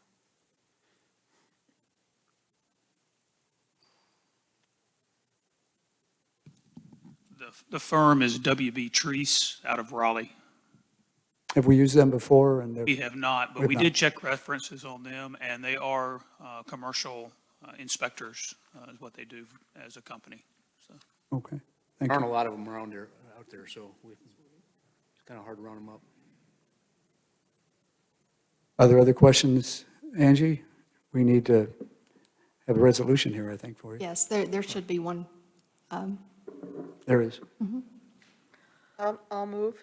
Are we moving now? Please, yep, go right ahead. Thank I'll you. move to approve Resolution 2123, amending the policy on the administration of the position classification and pay plan for the Village of Pinehurst to include the Library Services and Archives Director, Assistant Library Services and Archives Director, and Library and Archives Associate positions, effective October 12, 2021. That's a motion by Jane Hogeman. Is there a second to that motion? Second that. As a second by Kevin Drum, thank you. All in favor, say aye. Aye. Any opposed? That's not opposed. Angie, thank you very much. Thank you. Can I just ask one question after the vote? So sorry. this is effective October 12th, but it's really not going to be effective till April 15th, April 15. when the transfer occurs. We need it effective now so that we can move forward on recruitment. Okay, of course, that makes sense. Thank you. Checking the, yeah. Okay, so the date should be the 12th. Yep. Okay, that would bring us to item number 10, other business. We left off, Kevin had a question. Do you want to rephrase that, Kevin, so I can understand that? I'm not Yeah, sure I, I should. I thought it was more appropriate in closed session. Because you added it to the agenda verbally without it being on the public agenda, and it fits under the description of the closed session. I don't know that the material there needs to be in closed session. There's nothing that prevents us from discussing it in other business, and I think it was consensus of the council to do that. So, I did not consent to that. well, I understand there may be different positions on the board about that, but we have other issues to discuss in the closed session as described in that memorandum, so that's fine. That covers the topics we'll discuss there. But the issue here now is that under this item number 10, as I mentioned earlier, we have some ethics issues to discuss. And you added to the public agenda verbally, outside the rules. I don't know that that violates any rules. I We believe it discussed does. it at the start of the meeting. There's There no was rule no objection. violation. Anything can be discussed under other business. With all due respect, Kevin, I understand your point. Seems like it fits under the closed session rules. Not really, in my opinion. Do other council members have a view of that? And if not, is it the Not clear consensus? whether or not the topics to be discussed In closed session? can permissibly be discussed in closed session. If they can, that doesn't mean they have to be. I don't know if that helps. Right. I'm saying it's best for them to be discussed in closed session. I'm saying it's best for them to be discussed in closed session. Well, is it a consensus of the council to discuss the two items under agenda item number 10 here in the regular meeting? Is that, Lydia, would you care to comment? Well, now, the two items, my only question when you said at the start of the meeting that we were adding an agenda item 10 as a separate item, it sounded as though we were inserting an item, so we didn't give, so my interpretation then it wasn't properly noticed as agendas are supposed to be noticed. But now I'm hearing that there are two items under 10, and I'm not Yes. sure what those two items are. So I'm kind of walking blind here. The two items, as identified in email correspondence yesterday, have to do with ethics violations involving two council members. Fit under the closed session rules. But there's no objection, no reason not to do them under other business if it's the consensus of the council to do that. I think As I it's a understand it. blindsiding. I think it's a blindsiding. Well, It wasn't on the agenda. I can understand And we that. thought it was on the closed session. It was never discussed to be in the closed session. Never discussed to be on the regular session. It wasn't. Is there a consensus of the council to move forward with this discussion under item number 10 of the regular meeting? All in favor, please say aye. Raise your hand. Any opposed? The vote is 3-2 to discuss these items under the other business as earlier described. With that, we'll go into this discussion. I would ask the village attorney to come to the front desk and to introduce this. I have some comments I'll make. Thank you, Mike. During the last several days, I've become increasingly aware that village staff and members of the public are confused and concerned about two issues which involve members of the village council, and therefore the integrity of the village council itself. They are separate matters that happen to occur about the same time. There is public concern about both. As elected officials, we must abide by our code of ethics and other policies and deal with violations as they occur. We are doing so tonight. We have policies that must be followed. The incidents involve Councilmember Bosch and Councilmember Drum. The village attorney will review the details of each, followed by comments from members Bosch and Drum and other members of the village council. My suggestion is we'll first deal with each of these individually, and the first one would be the following. There is a continuing uncertainty and rumor caused by the unauthorized contact by Councilmember Bosch with senior staff and others regarding the leadership style of the village manager. Council began to deal with this a few weeks ago in a meeting with Councilmember Bosch. Village Attorney Mike Newman will review the background and explain the ongoing problems. Mr. Newman.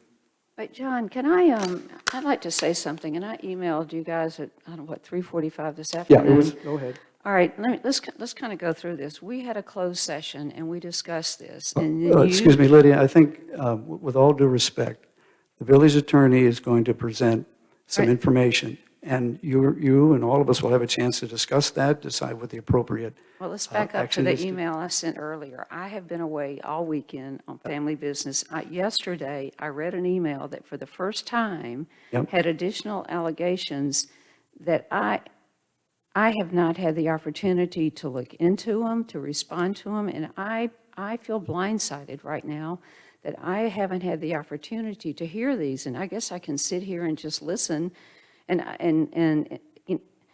then say, give me an opportunity to respond, but I am shocked that yesterday afternoon, I get an email with additional allegations of things I've said, things I've done, and one thing I told you, I've read some statements that were taken, I read them, and I don't agree with those statements. I'm not saying they're wrong, but I'm saying there's another side to the story, and to sit here now and feel blindsided again and not be given the opportunity to prepare for, I have no idea what right now, is just, I don't believe that's the way we should do things. Well, I understand your point. I would have had 12 people here if I knew it wasn't done in closed session, so I was... Oh, I would have, no, I mean, I I think did. part of the issue here is that, as the village attorney will explain, we have some information that's floating around, and it needs to be dealt with in a public way, because there's considerable issues here related to the staff and the integrity of the village council. And I think it's very appropriate we deal with these tonight. We all have information that's been presented. We've talked with you before, Lydia, about this particular concern in your case. And I think the village attorney needs to deliver the information. We've heard your concern, Lydia. We'll have more discussion time here shortly, and the village council can decide how it wants to proceed. But I think it's important that this information be supplied and we deal with it. So I'd like to call on the village attorney to go forward, please. John, I want to respond to one thing you just said. You said dealt with in an appropriate way. An appropriate way would be for me to be given the opportunity to respond to whatever it is I'm getting ready to hear. I feel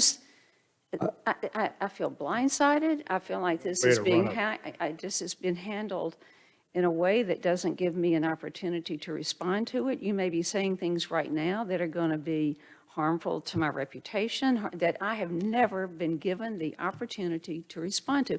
I'm not going to get up and leave here because I think that would be... I don't think you need to, Lydia. We're all trying But to John, work I'm together. not being given an opportunity to hear.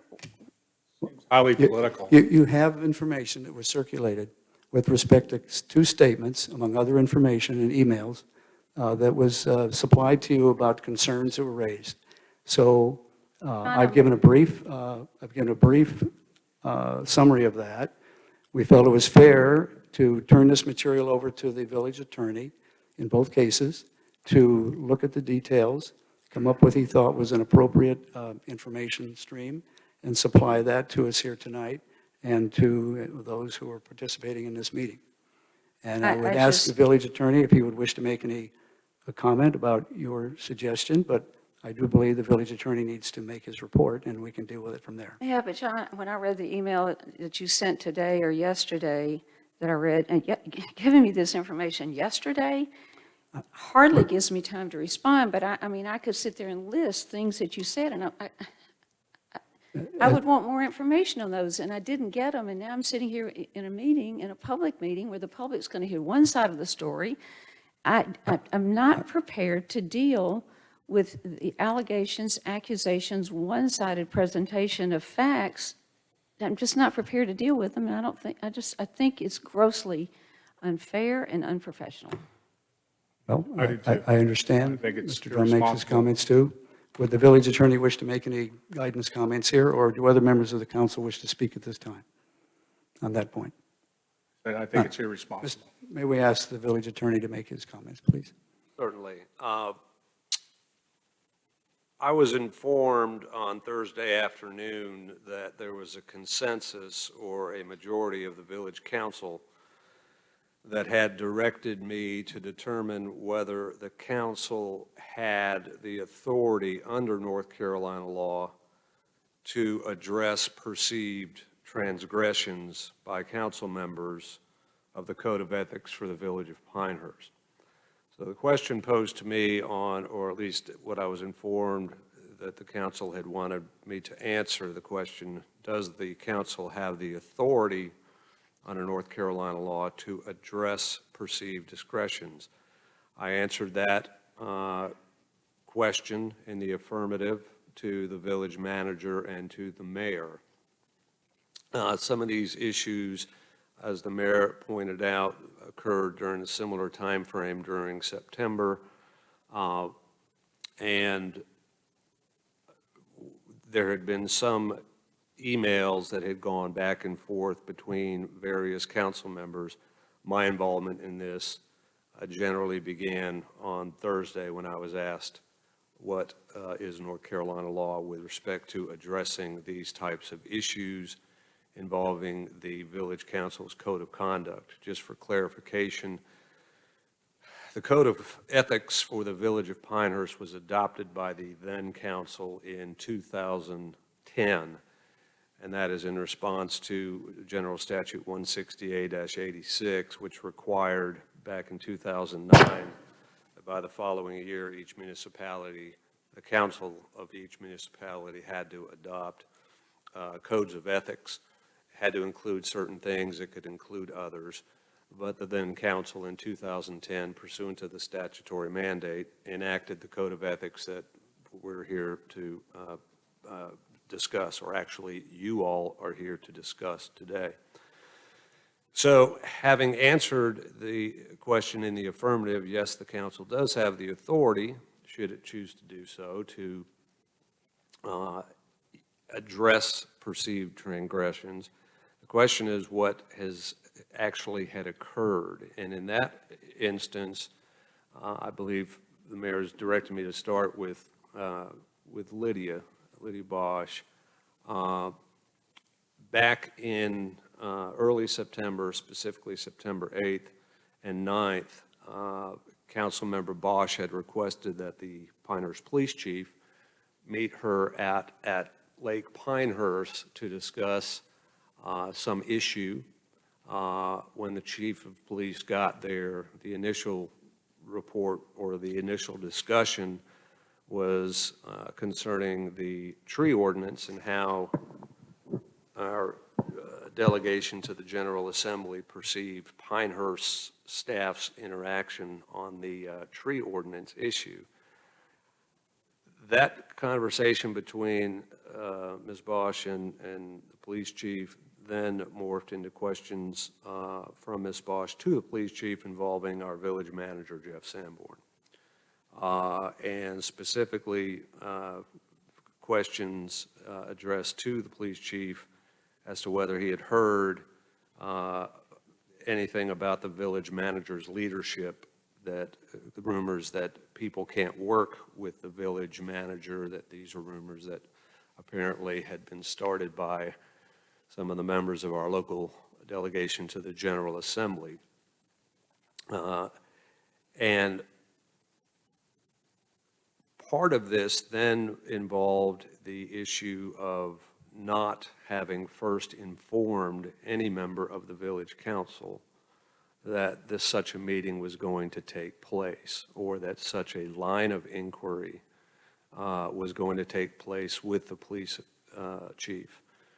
There were comments made regarding the village manager, or at least questions as to whether or not the police chief had observed any of these types of things as far as the working environment within the village, whether the village working environment was toxic or whether it was adversely affected by the manager's management style, those kind of things. And the police chief reported that he had heard no such thing. There was even questions as to whether the former police chief had retired because of a particular Mike, I'm incident. so sorry to interrupt you, but I don't know where you got your facts, but these are not accurate. So what am I supposed to do? Tell me how, I mean, I'm writing things down, but Right. how, I don't know where you're getting your information, and you're sitting here giving information that is one-sided and not accurate, and I'm listening and listening, and I'm going, somebody listening out there, but they're not hearing what happened. So tell me, pretend like you can't act like my. So just so that the record is crystal clear, I obviously was not there at any of the incidents here. So when That's I'm true. reciting the facts as That's to one Lyd- truth, that's true. As to Lydia, as to your particular question, I am summarizing the statement that was given to the village council by the chief of police, Glenn Webb. And Also probably by the- Angie, right. and I And- scanned both of those, and I thought, I saw things that, I can't say they were wrong. And I told everybody in an email today, there are two sides to every story, and it's concerning to me that you're sitting here in a public meeting saying things about me that came out of two statements, and I have not had the opportunity to give my own statement. I want to make this clear one more time. I am not saying that this occurred. The police chief is saying that this occurred. And thereafter, Angie Cantor of the village human resources director is saying that these things occurred. What I am doing is simply summarizing at this moment what both of them said in written statements. Those two written statements have been provided, my understanding, to all council members. So there's no, look, folks, all of you are my friends. I think you know me well enough. I don't play any shuck and jive or try to hide the ball. I don't do any of that. I'm discussing Glenn Webb's statement. I'm discussing Angie's statement. I'm summarizing both of them. I'm not taking any pleasure in doing so. But the council had to ask me to summarize what those statements contained, and that's what I'm trying to do at the direction of the majority of the council. Now, Mike, do you agree that there are two sides to every story? I think that's a statement that could be true, could not be true. I don't know.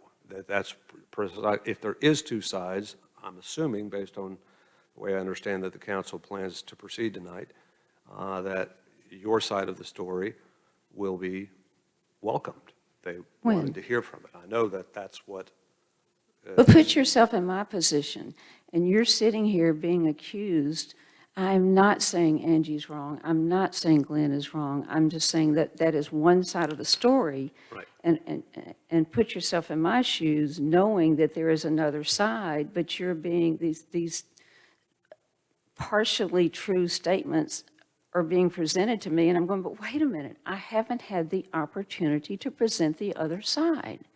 That's what concerns me about all Bring this. any witnesses, If but she's being prosecuted. There are no witnesses. It was Just, folks, this is not a prosecution by anybody or an inquisition. I'm simply summarizing, as the council asked me to do, is summarize the two written statements that have already been provided to all council members. That's all I'm doing. And I'm assuming that if there is disagreement as to the content of those two or either of those two written statements, that there'll be a full discussion of that at some point tonight as well. So But it this is certainly all seems I'm like we doing. could have waited. I mean, I saw these last night. It seemed like I should have been given the opportunity to at least provide my own statements, to provide the others, the statement of the second person to each of those conversations. So, again, I'm simply trying to summarize, at the council's direction, the written documentation which all council members have already been provided. Council's prosecution, yeah. This is not a prosecution, Kevin. I No. disagree with that. No, These are issues that have been brought to our attention, and we need to hear the facts. And I think, if I may offer, Lydia, I think what you're hearing, though, is and what's being reported is very consistent with other discussions we've had among the whole of the council on this point. I don't think anything's been indicated tonight that isn't different than we earlier heard, mostly from you, I believe. But let's let the village attorney continue, please. As a result of the lake conversation, Glenn expressed that he had felt uneasy about that, so much so that he felt he had a need to go to report that conversation to the Director of Human Resources, which was done. And that unease then, you would expect, as looking at the Angie's statement as well, Angie had to call Lydia and have that discussion with her about what the Director of Human Resources perceived to be the impropriety of that type of meeting, that type of topic of a chief of or a department head that reports directly to his supervisor being the village manager. It's a very uncomfortable situation for both Glenn Webb and for Angie, and that's in their statement. So as far as the allegations against Lydia, those two things are, to my knowledge, the universe right now is what is contained in the police chief's statement and what is contained in Angie's statement. It is from those two statements that I've simply summarized. I haven't made any accusation. Kevin, before we turn to the issues involving you, I'm not here to prosecute you. I'm not here to do that. I just thought it was in closed session, or I would have brought some people And here. I understand that, but that's not what I'm doing. And so I want to Left just, surprised. the same preamble sort of with you, or at least to address some of the concerns you may have. As far as the allegations or the information regarding you, I'm simply summarizing, or am about to summarize, what we understand based on written emails, just a snapshot of the dispute that arose, what was said, and what the two statements that the council has received From as my to you. business email. Just, could we hang on a second here? I think it'd be more efficient if we handled the two different inquiries separately. So I think if council agrees, we should finish the discussion with Lydia and then move on to a discussion with Kevin separately, if that would be all right. So, with respect to Lydia, I also provided to the council a complete copy of the 2010 Code of Ethics. And so the council, in issues like this, has absolute authority to make a determination as to whether the council believes that conduct comports with the Code of Ethics, or whether conduct falls short of compliance with the Code of Ethics. That is up for the council to determine. It's basically a policy decision. It's no different than any other decision where the council is governed by their conscience based on the materials and explanations that are before them. Several of the Code of Ethics provisions which the council could, if the council wanted to look at them include the requirement that council members must be aware of their obligation to conform their behavior to standards of ethical conduct that warrant the trust of their constituents. Second, that council members must behave consistently, Second, that the village policy, including personnel policy, must be made and implemented through proper channels and processes of the governmental structure. Third, that individual council members are generally not allowed to act on behalf of the council, but may do so only if the council specifically authorizes it. Fourth, that the council members are expected to act as if they are on duty as elected officials, regardless of where they are or what they are doing.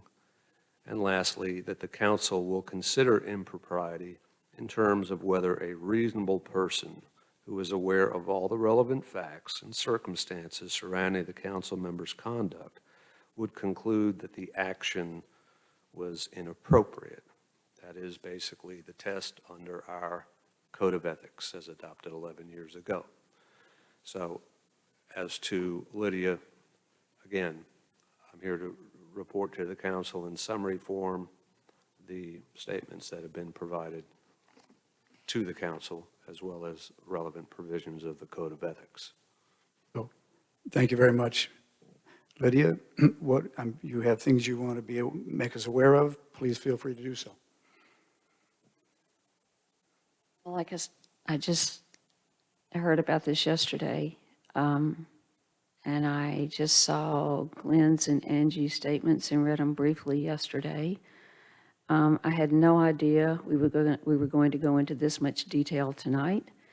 Late this afternoon before we came, I asked that we could put this off for a week, or put it off until I had the opportunity to I guess, prepare my defense. I truly, you say it's not a prosecution, but I feel like one side of the evidence is being presented to a jury, and the jury's now being asked to make a decision without hearing the other side. And at a minimum, I would like to write my own statement and have Glenn look at it, have Angie look at it. I mean, Angie and I could be in this conversation, and she's going to hear one thing, and I'm going to hear another. And so, at a minimum, I would like to write my statement. I can make it two statements. I could make one regarding my conversation with Glenn, and I'd like Glenn to see it. I'd like to write another statement regarding my conversation with Angie, and I'd like for Angie to read it. I've read their statements. I'd like for them to read my statement. And then maybe at that point, council can decide what to do. But for council to make a decision based only on the statement of Glenn Webb and only on the statement of Angie, that hurts my brain. So I'd like the opportunity to write my statements, I guess. I mean, today I asked for more time. Now I'm being asked to decide what I want to happen. I can easily say I'd like to write my own statement about those two conversations. And I don't think that's unreasonable. Just for clarity, that's a council decision. That's not anything that I've been asked to do or decide. Lydia, I would just say that in the earlier discussions, which we have had collectively with the other council members individually, I don't see anything from what the village attorney has presented tonight that's inconsistent with what I think were your own statements as you reported what had happened and what you were trying to achieve. Those actions, it was determined a while ago, were improper under village policy, and we discussed that. So this tonight is taking it just one step further, because the ripple effect since this whole issue began to be known, the ripple effect out in the public, whom I've heard from, and from the staff, is not good. It's created an image of the village manager which is not correct, which has not been substantiated by any of the information that you've supplied or that others have given to us. And so, difficult as it may be, those are the facts we're dealing with, and I think you have in your mind all the recollections that you would want to put in a statement to us, and I would be very happy to hear all those right now. John, I don't have their, I cannot believe you're asking me to sit here and give my side of the conversation with Angie and the conversation with Glenn and give a full and accurate report on that, or what, or a recollection, or what, I mean, Okay. it's just not. And John, I thought we were on a process. I thought that we'd resolve this, and now you're talking about ripple effect and other senior staff. I talked to one person. I talked to Glenn Webb. I mean, there are things in an email that you said today that I'm gobsmacked. I'm going, where is this coming from? Where is this coming from? I would like for some explanation of these things. We had a closed session, John. You and Jeff and I met, and now I hear there's a ripple effect. Like, who's been talking? I want to know that. Should have names on who's talking. I do before. Well, I would like, let's have other comments then. Judy? I can understand that you want to have more time to respond to comments, but I think when we cut at the heart of the issue is that you acted independently as though you're representing the village of Pinehurst. I did not do that, Judy. Well, I think that when a person of authority, such as you, meets with a person of lesser authority, that you're presenting yourself not as Lydia Bosch resident, you're presenting yourself as Lydia Bosch Village Council. And do you know my relationship with Glenn Webb? I think we can't know that. And I I think. do, I said, we can't know that. but I do. Well, I know that you do, but the perception is that you cut us all out. And we discussed this in closed session, and we had a plan, and Angie was going to write a policy with how we dealt with this, and then John and Jeff and I met, and that was not in a closed session, and I thought we came to some conclusions about that. But now I hear it's morphing and morphing and more people involved and people not in that closed session, not in my conversation with these two. So I'd like to know more about all these things the mayor is saying is going on out there. It's just, I need to know more. I need to prepare my statements, but I need to hear more about other senior staff. Who? Well, I think the issue is not the who, it's the act that was And I taken. own that. I told Jeff I own that. In fact, and I don't want to say it in this meeting, but in the meeting with the three of us, they told me what my motive was, and that was not my motive. So I don't know how that got morphed. I don't know how that got spun. So I think they're just, I want to prepare my own statement, and I want more information on the allegations that were made against me in an email. And I don't think that's unreasonable. And Judy, I admitted to you guys last night, I admitted to Jeff. Let's back up. We all concluded that there's not a policy for dealing with this. And Angie agreed to write a policy. That was taken care of. We're waiting on that policy. In my meeting with Jeff, when I found out what Jeff had been told about my motive, I told him I was so sorry for the pain he suffered, thinking that that was my motive when it wasn't my motive. And I don't know how that happened. But this thing to me seems like it has spun so out of control. And I just need an opportunity to respond to it. Like I said today in my email at about 3:45. I need an opportunity to respond to it, and I need to ask more questions, like where is this stuff coming from? Okay. Are there other comments from council members? Yeah, this is sad that you've already put her through it and now you're doing it again. It's a terrible thing to do. Wait. We did not put her through it. Let's be Did, really we met. clear. We met already. No, but And I agreed that, we all agreed. She accepted a correction, I and now own this. it's like double jeopardy. I don't see the double jeopardy, and everybody walked away out of that meeting with different impressions. This is the first time I've heard Lydia say she owns that. But I told you that, and I Okay. told John that. Seems like double jeopardy to me. When we met, I think we thought we were going to meet for 30 minutes, and we met for more than an hour, and I thought it was a very beneficial discussion. I told Jeff after that point, if somebody comes and complains to me about his leadership style, I'm going to say, time out. Whatever you say to me, if you're talking about Jeff's leadership style, I want you to say it in a way that I can communicate it with Jeff. And that, I said that in our meeting, and I thought that was a productive path forward, and now here we are going through it again. But we're going through it again based on two statements that I just read yesterday, and see things a little differently, and that's where I said there are two sides to every story. I would like to write my version or my record of what happened in those in one meeting, one phone call, and like for Angie to see my statement. I'd like for Glenn to see my statement. But I'd also like to go through the email that John sent me and ask more questions about all these other allegations that are popping up. And I want to know more. If I'm being accused of stuff, you know, we even talked about in our meeting, the game of telephone. People around here talk, and then they talk, and then they talk, and next thing you know, somebody's saying something that's not even the truth. I feel like I'm defending against telephone right now.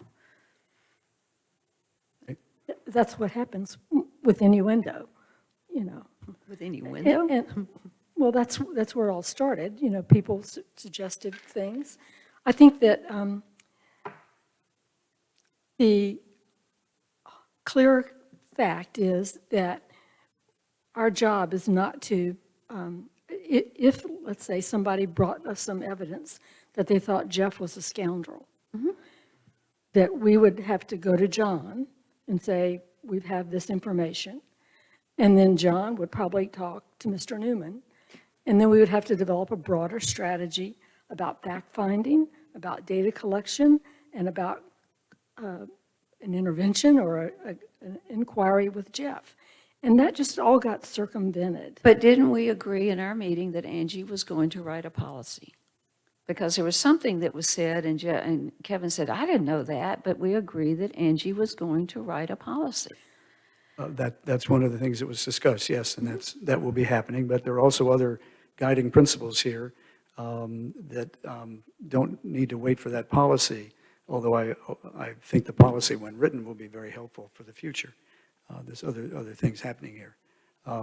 I have a couple other thoughts here, Lydia, to discuss with you. But is there anybody else who wants to comment here? Jane, did you want to come on? Well, I'm just going to say that it's up to, the Code of Ethics is a way for us to review ourselves as a board. And as part of our job to do, we've got to do it, because if we don't maintain that standard and look after each other, what we're doing, then our credibility is lost. And I'm concerned about staff feeling that we're going around behind their backs and this kind of thing. And that's not good. We need to say that that's not how we're going to do things, that if somebody has a concern about a staff member, they're going to go through the proper channels, which is to start with John or Angie and take it from there. And Angie's writing a policy. That is not what happened here. It may have been all kinds of intentions or good intentions or whatever. Why did we even have a closed session if we're going to relitigate this thing? I'm sorry, what? Why did we have a closed session if we're going to, it seemed like we're rehashing what happened in a closed session. Not exactly, but I thought. Let me deal with that, Lydia. That's a good point. Jane, come back. That's basically it. I think one of the things that we've learned in the last 10 minutes is that you continue to claim that it was not your intention to do any harm nor to cause any problems in reputation or otherwise with the village manager of Pinehurst. Is that correct? That is, right, say that again? not sure I can, but I we've never le- I think we've le- intended go to ahead. hurt Jeff Sanborn. And another thing, and I told you guys in an email, when I met with Jeff, I said, Jeff even admits he's got some shortcomings. And I said, okay, if you're 95% perfect, let's make you 96% perfect. That is my goal, is to make Jeff the best village manager he can possibly be. Okay, you understand, and I'm not trying to ask questions in a derogatory way, but further, I think you understand that there have been and continue to be until at least now, ripple effects, I will call them, in the public. Talking, I want to know probably who's with the talking. with This was, staff, we had a closed session. Who's talking? Well, closed session doesn't matter because, information is out there that there was, that things were done to try to investigate Jeff Sanborn's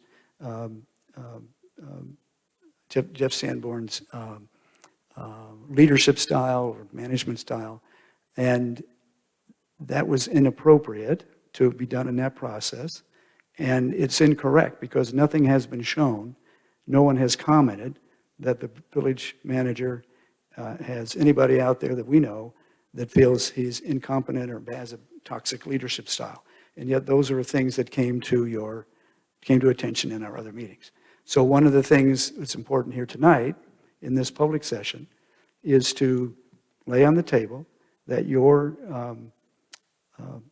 intention was not to have that effect, that you found nothing, and I don't believe the village attorney did either, that created any difficulties with the village manager's style or other, and that rumors to that effect or uncertainties to that effect or concerns of the public or staff members to that effect are unfounded and they shouldn't worry. Is that a fair, if rambling, statement? Okay. As I've said many, many, many times, several things. Number one, I have been a listening sponge. I love that people come talk to me. Every day people in this village come talk to me. But I'm also learning that sometimes people are saying things to you that represent multiple levels of hearsay. So when I hear something, I can't always accept it as true. And combining those two things, when you and Jeff and I met, and I said, the next time somebody comes to me and says anything about that has to do with Jeff's leadership style and not weeds along the roads or whatever they complain concerns, but if somebody comes to me to talk about Jeff's leadership style, I don't know if it's direct knowledge or multiple levels of hearsay. And that's why I told Jeff and told you, John, if that comes to me, I will say, time out. Anything you say to me, you better understand, I'm gonna pass it on to Jeff.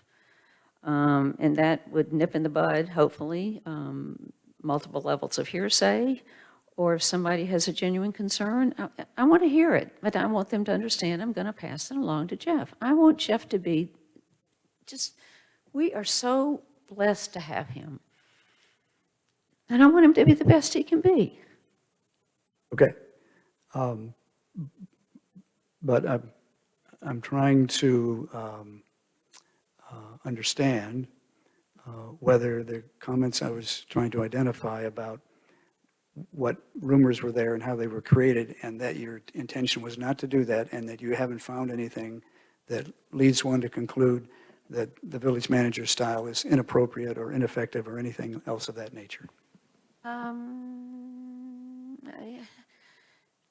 We're coming up with his review, and another thing we discussed is we're coming up with Jeff's review. If you have any concerns about anything, That's a different event. Exactly, but I can't. Do I have concerns about? I mean, I have questions for Angie tonight. I have questions for Angie about when we do his review, and so do I think Jeff's a perfect leader? I don't know. I'm just not really what I'm asking, but trying to get into the process and what it created and what your intention was, because there's another issue here, and that is that to some of us, it seemed that a suggestion had been made to you by a person outside of village government that seemed to direct the reason you made the inquiries you did. And that was not supported among your colleagues on the council as an appropriate reaction. I don't ask you to comment on that now. I'm sure you know exactly what I'm talking about. But I think we need to establish the fact that the village council, the village manager reports to the village council. The village council provides the village manager with his annual review. And the village manager in turn runs reviews throughout the organization. And all through that process, integrity and policy and code of ethics is extraordinarily important to follow. And we must do that. And I think what your colleagues were saying, and it's not just me speaking here, your colleagues have been saying that there was an infraction here. And we need to understand that, and we need to settle it in a public way so that other people can understand there shouldn't be any rumor or innuendo going around about the village manager of Pinehurst. So that's the objective of this discussion tonight. Okay, you say infraction, so it sounds like I'm getting, infractions sound, the attorney in me says I could be accused of an infraction, and I'm saying, but you're only hearing one side of the evidence, and so I think the infractions I was referring to were infractions on behalf of the village manager in his conduct of business. But there was a violation, maybe I should use that word, of our standing policies, which exist today, Oh, and not the Angie's ones that are writing a going to be policy. created in the first place. The code of ethics Our code of policy. ethics. We Okay, so all signed on where to am that I in when we were violation of the elected. code of ethics? Would the village attorney wish to comment on that? The status, how we are guided by the code of ethics. Well, the code of ethics obviously applies to all council members. It's up to the council in determining what a reasonable person would view had they been on the receiving end of the council person's conduct. The issue involving council members acting outside of normal personnel policies is, as the mayor pointed out, that's very, very problematic. And doing so in conjunction with the other prohibition that council members cannot act unilaterally, that may be to the council one area where it's a perfect example of why it is that that policy was enacted in the first place. So as to prevent unilateral action on the part of a council member that goes down this particular type of road. There's a lot of feelings that get hurt along the way, the ripple effects and the unease of all the staff. And that's one of the reasons why I think we try to have these policies in place. As the mayor mentioned, from top down, the council reviews the village manager reviews folks underneath there. When that chain is disrupted by unilateral action, there are folks sitting out here right now that are village staff and over in the village hall, they hear these things. And so that's sort of the ripple effect that I think everybody would want to avoid. And again, part of it is we all know each other. This is not a very, very pleasant thing to have to endure, but that's what the Code of Ethics prohibits. And Mike, is there one specific provision of the Code of Ethics that I'm being accused of violating? Because if so, I'll definitely want to respond. so, I just need to figure out so where we're that I'm going from clear. here. I am not here tonight, as I think I made clear, I am not here tonight saying that either Lydia Bosch or Kevin Drum violated this, or this. The Code of Ethics has been available for all council members. It's plain, it's self-explanatory in many instances. As I mentioned in my prefatory remarks, the relevant portions, at least, that seem to apply to the extent the council wants to consider them.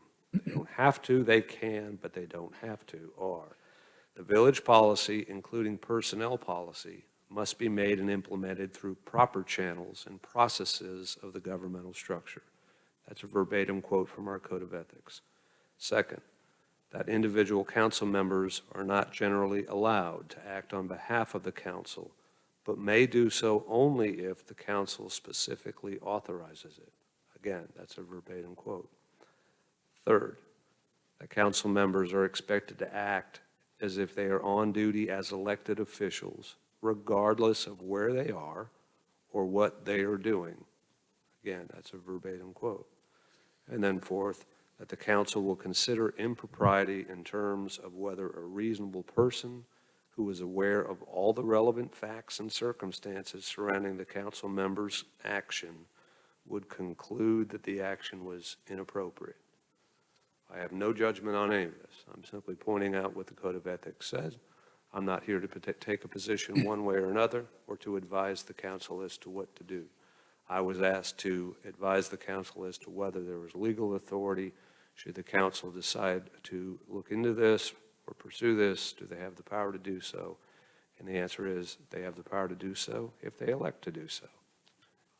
So I believe those are the There's something missing here. Kevin? There's something missing here. I agree with the Village of Pinehurst Code of Ethics, and I follow them. But I reported them to the mayor when someone said something, like Jeff was leaving. I told you about it, told Jeff about it.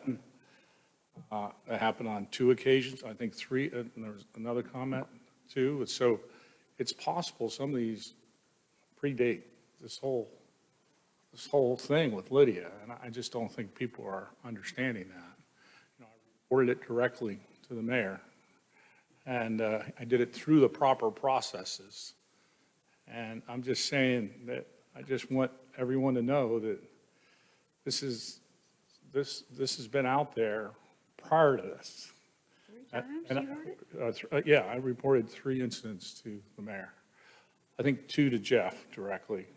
Whatever, yeah. Yeah, and the third one I did. I go through the proper channels to do it. But so I think it's important to know that it's out there prior to all this. And I think Jeff knows about them as well. I don't know what you're talking about, Kevin. Yeah, I'm talking about the assistant city manager, Southern Pines, said, I heard Jeff's leaving. I'm talking about someone else in Southern Pines that said Reagan. that you were leaving. No, you didn't tell me that. Yes, they did. You and I talked about it at the Tri-Cities meeting. So, No, well, yeah, we talked about that. That's the story. We talked about that at the Tri-Cities here's meeting. what I recall. Yeah. I recall being approached by the mayor of Southern Pines at a Tri-Cities meeting after the meeting Right. concluded. And she said, hey, I heard you're leaving. Right. And I right. said, This no, there's no predate- truth to that that I'm aware of. And I reported that to the council. Right, yeah. Subsequent to that, you and I had a conversation, and you said you need to check with, I was going to check to Reagan try to Parsons. confirm it, and honestly, the mayor asked you me. didn't tell me that anybody else had said that to you. I did. I told you that Chris, the vice mayor at the time, about 2 years ago, asked if he was leaving. I think he was just looking for a job, so I don't think it was a big deal. I told you about that. Yeah, maybe you don't That's a remember. whole different. I know. Anyway, I told you about those 2 occasions. How is that a I'm just saying indication that, that concerns about my leadership have been out there in the past? I don't think they're accurate, Jeff. I'm just saying, I'm just saying, think I'm being somebody misquoted here. suggesting that I might be leaving isn't a reflection on my leadership. I agree with that. I'm sorry. I didn't mean to get off on a tangent. I'm saying some of these Here we go sowing more seeds of concerns about my damn leadership. Can we just not?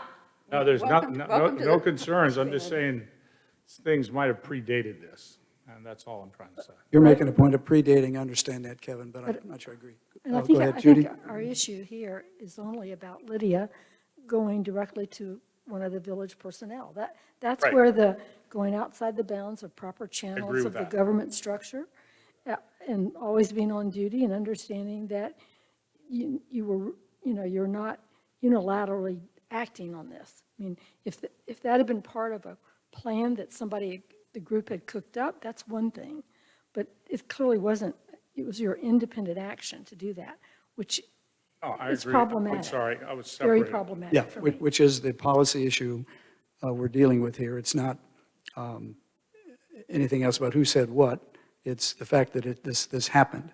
And maybe statements from Lydia would be helpful, maybe not, but I don't think it's going to change exactly what happened with who was contacted, both within the organization and perhaps outside of the Village of Pinehurst organization. That fact, in my mind, doesn't change here. Whatever else changes and other information may Nothing be about provided. performance. It was rumors. Yeah, So, all right. sorry, Jeff. I meant rumors. Okay, all right, all right. my feeling is that, and I want to make one other statement, I'm not the focal point of this. I'm managing this meeting. I agree with the inquiries that we need to make. I'm dealing with information that's been supplied to me that I believe to be credible, and on the suggestion of others in the community, on the council, that felt we need to have these conversations tonight. So this is not just something that I decided to do. It's supported by others. So we have the ability, or not the ability, but the decision to either pass a motion which would point out the infraction, violation of our policy, or to wait to a different time. I think we've accomplished quite a bit here tonight with respect to clearing the air, which was the most important thing to me, clearing the air, that there isn't any impropriety out there that should be thought about with respect to our village manager. And I wanted to make sure that we reinforced him and the public with respect to that feeling. These people who are out there talking, and I've said it before, if you come talk to me, I will come talk to me. I will tell you about Jeff. Jeff is an amazing village manager. Pilot, please print that. Jeff, if people think that I'm out there bad-mouthing Jeff, come talk to me. I will tell you I'm not. And if people, see, that's what's just so crazy about this, the way that people are talking and talking and talking, and all these different lines of talk. And then it's all attributed back to me, and it's not stuff I said, and that's what is just so... Well, I disagree with that, Lydia. It's very consistent, I think, with what you've told us in other meetings. But Judy? I don't know what's out there, but I'm not necessarily thinking that we think it's attributed to you, Lydia.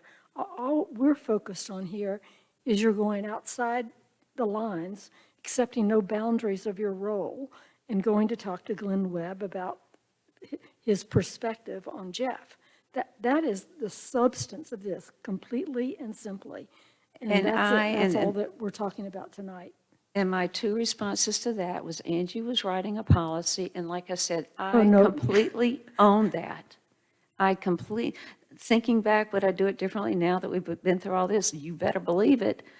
Would I do it again? No. And unfortunately, this will end up being an object lesson for future councils. Good, should be, I'm glad. All right.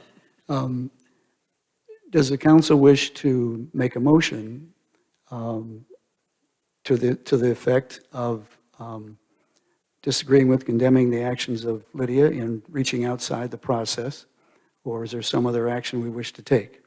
I'll open it up for discussion. Right. Or a separate responsibility. Okay. And if we're going to try to take some action, I really would like the opportunity to write my statements and have Glenn and Angie look at it. Lydia, I understand that, and I'm sympathetic to that point. However, as another council member, Judy, just said, the issue isn't with respect to what other people said or statements that are made that is helpful to this process that we're discussing. The issue is you went outside of logical and known and required procedures with respect to inquiries about the village manager. That isn't going to change at all, I don't believe, in the next day, month, or 2 weeks till another council meeting. So I'm sympathetic to what you're saying, but I don't think you're, again, understanding the key issue that is the reason to have this discussion in open session here tonight. Well, and you said known procedures. Why are we asking Angie to write a procedure? You're saying known procedures, and Angie's going to write a procedure. Those seem to be inconsistent. Again, my understanding of that is that we have procedures, and we needed to make them even more clear, and the reason we came to that point of having her rewrite this was to make this, as I think Judy just said, a better plan for the future and a better guide for the future councils. But I can't imagine a reasonable person thinking that if you had heard something serious about the village manager, that what you ought to do is meet the police chief outside the office somewhere and have a private conversation with him about it. And we've decided we don't want to go into the details behind that tonight, so I'm not going to go into the details behind that. But if we did, I think it's irrelevant. I mean, it doesn't matter why, you took that action. And that's the thing that I think, you didn't conduct yourself in a manner that supports the proper channels for personnel and within the government, and you really acted completely as a maverick, just going out there on your own and talking to the police chief who normally deals with criminal activities. It's not a very, it definitely is not something we want to commend. like you said, we will learn. Future boards, future councils will hopefully learn from this. And again, I don't want to come out in this meeting, and people might want to ask me more about it, but I'm not going to say anything in this meeting about it. All right, I think we've made our positions known. I think, Lydia, you've provided some helpful input. I understand your concerns. I would ask if the village council wished to take action through a motion tonight or defer this to some other time. My recommendation is to deal with it tonight because I don't see the facts changing or the circumstances, but I'm very open to whatever the consensus of the council is. I'm sure Lydia would prefer to have a delay to a different time and make a statement, but are there other options? Or take responsibility. Good. I have a statement, you've got a complete record. Right now, you don't have a complete written record. Again, that's the attorney in me, but you don't have a complete written record. Okay. Is there a motion to put forward from the village council, or is there some desire to defer this for and await a written commentary from Councilmember Bosch? Is there a proposal to? Well,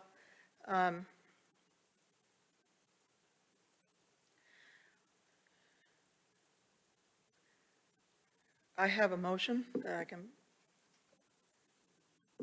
put out. I move that the council, having had the statements tonight of Councilmember Bosch and the village police chief, Glenn Webb, and Village Human Resources Director, Angie Cantor, and having confirmed through the village attorney that the council possesses the authority to address perceived transgressions by council members of the Code of Ethics for the Village Council, reprimand Councilmember Lydia Bosch for her actions in circumventing the village's established personnel policy to ensure that proper channels are followed when evaluating the performance of all village staff, including the village manager, so that all village employees, agents, and staff are treated fairly and impartially in the evaluation of their respective job performances. These actions unnecessarily and inappropriately create unease and uncertainty among village staff as to the village manager's continued employment status and potential impacts across the staff, and they breach the village's Code of Ethics. Jane, who wrote that? I've never seen that.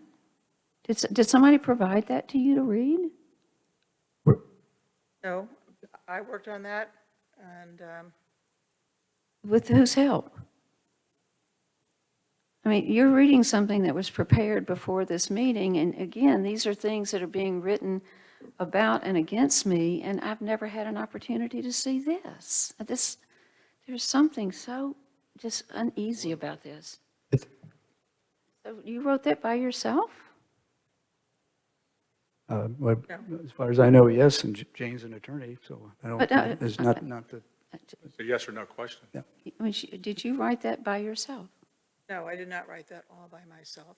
Who helped you? I worked on it, and I sent it around. To whom? Not to us, not to me, not to her. But to Well, you. that's just, I got it. Okay, a little cabal. You got a little cabal going on. So you wrote that and you read that. Again, that is accusing me of things that, and you wrote that based on. I think that's against ethics. And I never even had a chance to see that. And I mean, I'm hearing it for the first time. That breaks the ethics right there. It's so troubling. Crazy, you're doing an ethics violation while breaking ethics. How long is this draft, whatever, that you motion, how long has this been going around? How many days has that been worked on? Was it started last week? I mean, whose idea was it to write? I can't. Been It was circulated, but I never saw it, and the things that, some of the stuff I was hearing that are troubling to me, but I never had a chance. I didn't know this was happening tonight. I didn't know it was going to, I'm just, Further proof it's political. it's just, not political. It's not political. yeah, I'm not saying it's political, but to say it was circulated and you're reading something and I can't even respond to the allegations in that, and then there's going to be a vote taken on it, and I don't know what my recourse is. I don't want to go hire an attorney. I am an attorney, for crying out loud, but I'm going to have to think through all of this and decide how to respond to it. Okay? My recommendation then is that we await a statement, Lydia, that you wish to make, that any motion that we want to work on be finalized and circulated, and we'll take this up either at our next meeting or in an interim meeting if that suits the council in between this and the meeting of October 26th, I think it is.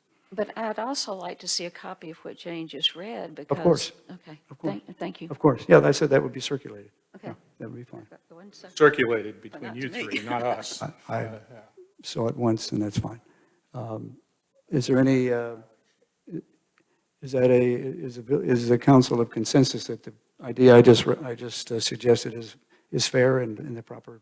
No, I to do? think it's an ethics violation. You didn't share that with the rest of the council.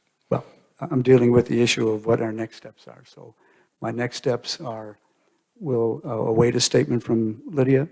A motion will be circulated for everyone to look at. They will be acted on at the next meeting of the Village Council, no later than the October 26th meeting of the Village Council. I think that's fair. No, okay. Those three are the only ones on the council, it looks like. I will Lydia. prepare my statement that documents my call with Angie. I'll prepare a statement that documents my call with Glenn. I'll ask for additional information about certain things that were contained in emails that allege me of doing certain things, and I'd like a copy of that. Whatever you feel is appropriate. Okay. Thank you. And any motions will be circulated to all. Is that agreeable? Partially, anyway? Okay. All right, Anything. all right. We have another issue to discuss that involves Kevin. In this particular case, which is different from the earlier case, Councilmember Drum has entered into a series of intimidating, some would call threatening emails with the president and the board of Pinehurst Business Partners. While these emails came from his business account, not his Village of Pinehurst account, Exactly. our code of ethics requires council members to conform their behavior to standards of ethical conduct that warrant the trust of their constituents and behave consistently with respect toward everyone. Mike Newman will give some further background on this. Mike? Thank you. This issue appears to have arisen as a result of a September 16th email that was sent out by the Pinehurst Business Partners regarding a meet and greet for a candidate who is running for the village council, not Mr. Drum. Just for clarity purposes, Kevin is, or at least was, is unclear from the latest. I am a member. Then he is a member of the Pinehurst Business Partners. And when the president of the group sent the email blast out to all members about the meet and greet for the candidate. Kevin expressed some dissatisfaction with what he perceived to be the board getting involved in politics. Correct. That's the beginning of the email exchange. Now, so that I want to stay away from any belief, because it's important that I stay away from any belief that I'm prosecuting somebody, because I'm not.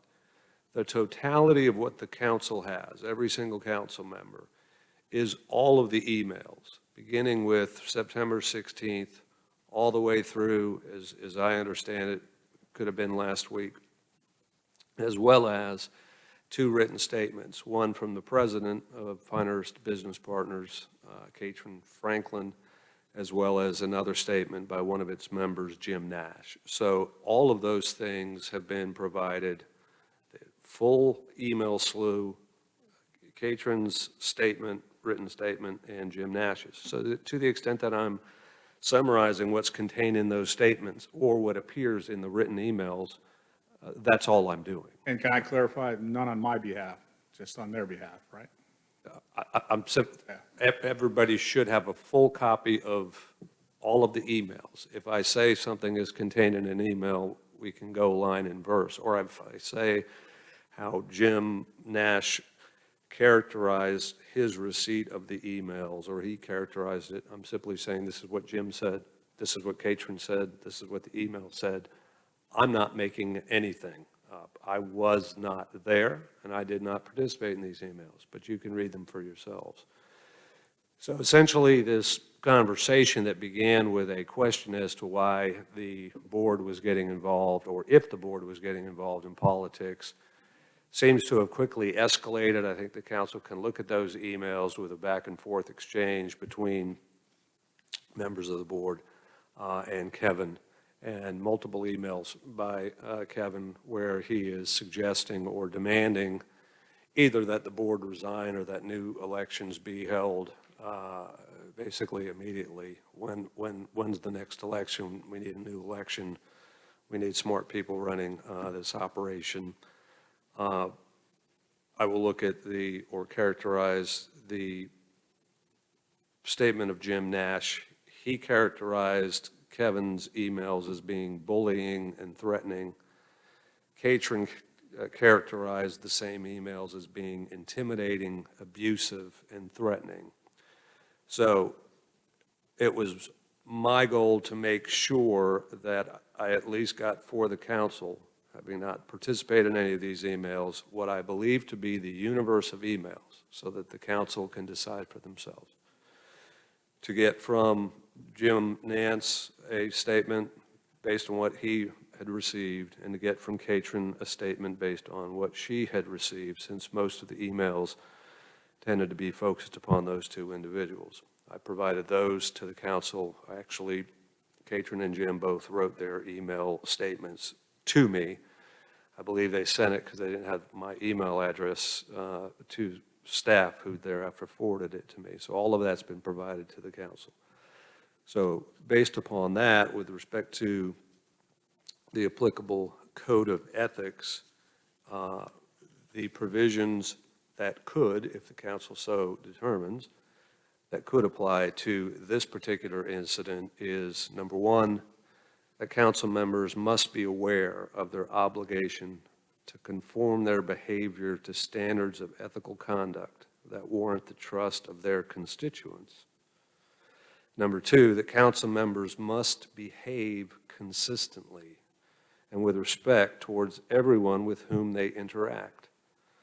Number 3, that council members must live as if they are on duty as elected officials, regardless of where they are or what they are doing. And number 4, that the council will consider impropriety in terms of whether a reasonable person who is aware of all the relevant facts and circumstances surrounding the council member's action would conclude that the action was inappropriate. That is a test for this council to decide, not for me to decide. So I believe the council has all of the material that was available to me and known to me. Thank you. Kevin, I'm sure you want to respond to that. Yeah. Go ahead. I am successful in business because I want businesses to run properly. And I was very upset that a organization that's designed to market the whole was singling out one. I run Old Town Pinehurst Facebook page. I've run 2 elections. I was never on that page. I own the Drum and Quill. Drum and Quill has never been on that page. It's an organization designed to promote all. So I only promote major events like Holly Arts and Crafts Fest, or the concourse, or things like that. So I feel it's a break in integrity, and I wear a ring, a Celtic knot, that means integrity. I'm reminded every time I look at my finger about integrity, and I felt that organization has lost its integrity. Then I go to the meeting, trying to think everything's fine, we worked it out. I find out that they proposed a golf cart program that they wanted the city to fund, that they admitted in the meeting wouldn't work. And I said, let me get this straight. As a member, I said Kevin Drum and Quill, by the way, at the meeting, not Kevin Drum, council member. Jane was there. I didn't say Kevin Drum, council member. I was very upset that they spent 3 months of Jeff's life working on this golf cart program that they knew wouldn't work. And, no, Jeff Batten. I was very upset about that. Then the third thing happened. They said that the village isn't doing anything about parking. So I mentioned, do you know we just had the resort build 3 new parking lots, and they're building the 4th after the open, and we have in the budget to build a parking garage. And then I had this membership there that seemed starved for information. And I said, you guys all have the power to fix the parking problem. And there was really smart people in the room. And they said, no, we don't. Get your employees to park in the sand lot, and then you'll have plenty of parking in front of your business. And it sounded like some of them heard it for the first time. So I really questioned this organization's function, integrity, and I am an emotional person. And when I look at the code of ethics, I have to admit, I did not know it extended that far into my business life, because I'd rather die than break the Village of Pinehurst ethics. But I did not think me being a bulldog businessman broke the village code of ethics. But after reading it, I agree. And I think I need to be more professional. And I can't, the way I'm successful in business is charge through the rice paddies and get the work done, and that's what I was trying to do. I was trying to make that organization better. I heard a lot of misinformation. I heard lies. I heard people saying I only went to 1 meeting when I've been to 4 with Jane and 2 without Jane there. And so, it was just a massive misinformation campaign that I went to. And it was very upsetting to me. And my emotions got the best of me. And when I read this, I'm just very, I've read these before, but I was just shocked how extended so far in my personal life. And I agree. My professional life, which I, not village, by the way, professional, that especially the top 2. And I just don't think I understood that my business interests, which is I need that organization to be successful. I need to do great things and think big. And I'll take responsibility for that, because I'm really, I've read these a bunch, but, I take them really seriously. But most of it is about acting in village council business with integrity. And I just really sliding in these things when you're not in village council business is a shocker to me. And but they're there, and I can't, I just want to own it, and my opinion's still the same, but I could have done it better. And that is my statement. Okay. Could I ask the village attorney to give us a little more guidance on how our code of ethics and those sorts of policies need to apply and be observed by members of the council in all of our activities? Sure. As I've read twice tonight from the code, essentially the test is you're evaluating it from the perception of a reasonable person who would be on the receiving end, if you will, of the conduct that's at issue. And I think the problem that we all run into, whether it's me being a partner in my law firm versus the guy at church or whatever, or council members and business owners or council members and friends of delegates or corporation owners, is that I think all of us have a tendency to forget that as hard as we try to pretend we're wearing a different hat for this occasion and a different hat for that occasion, the folks that are observing you are not able to discern which hat you're really wearing or not. Regardless of what efforts you use to try to identify that, they'll always assume and know that you are a village council member, regardless of where you are. And one of the reasons back in 2010 when this is being drafted, and this is from one of the model ethics, is it's designed to make sure that council members remain aware of their obligation to their constituents, that when you're out and about, even at the grocery store, they see you as the mayor. You may have just gotten done playing golf, but they still see you as the mayor. And if you're rude to them and or as a business owner, they may. So I would stress to the council in situations like this, never assume that just because you have internally changed the hat you're wearing, that anybody else in the public understands that the hat's been changed. It is not that simple. There's no such switching the light bulb on and off. It doesn't work that way. And that's why these rules are what they are. But I admit that's how I was operating. Had the hat off.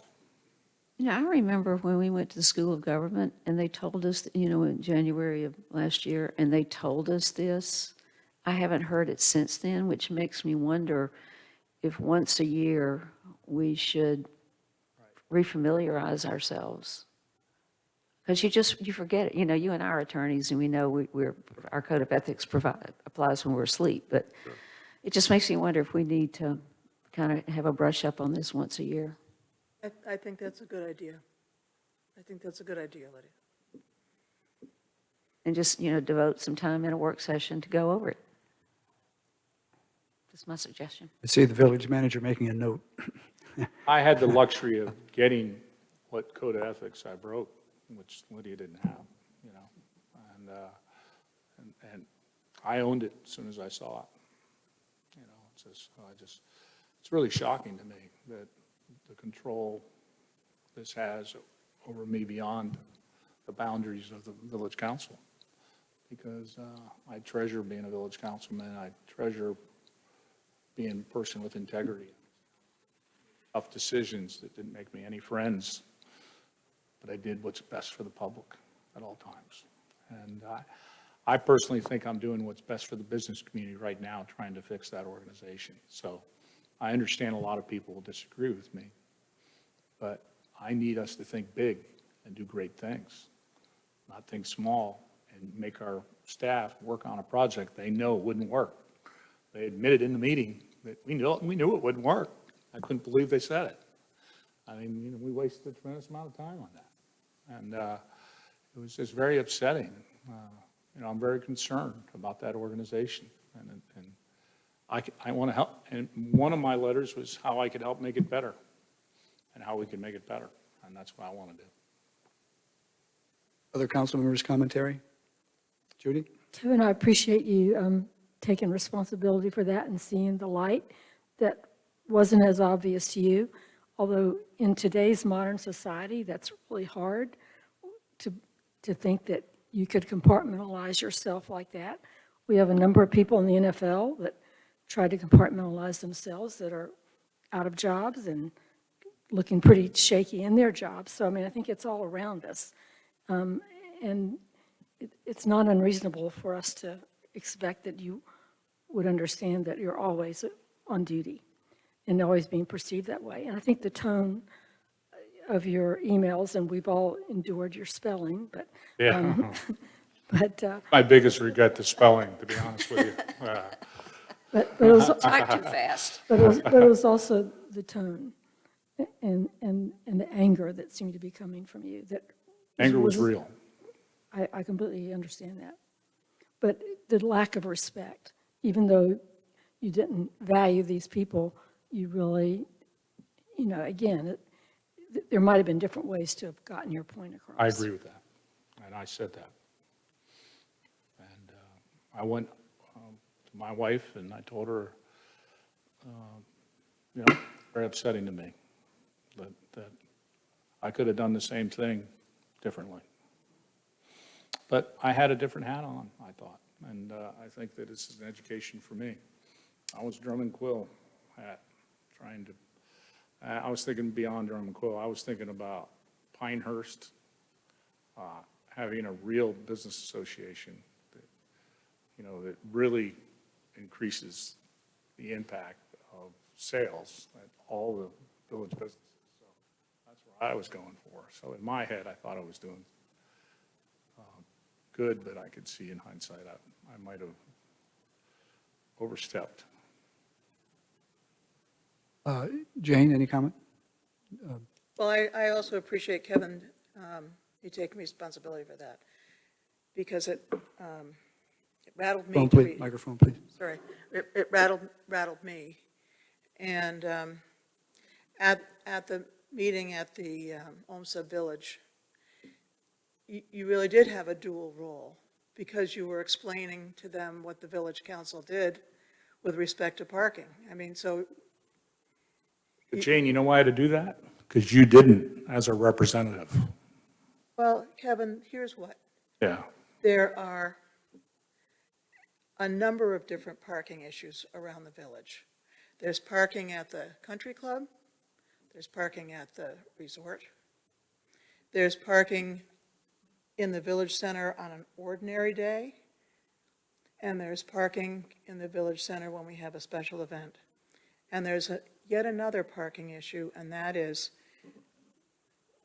even though there might be sufficient number of parking spaces within the village, it's human nature, people want to park right in front of their own door. And so that happens, and that blocks customers. And so, yes, it's true that the village has been working on parking at the country club, parking at the resort, and making more spaces to make sure that there's going to be enough spaces for as we grow and take over the library and all those kinds of things. But this was a very different wrinkle in the parking prune. And that is the employees parking right in front of the shops.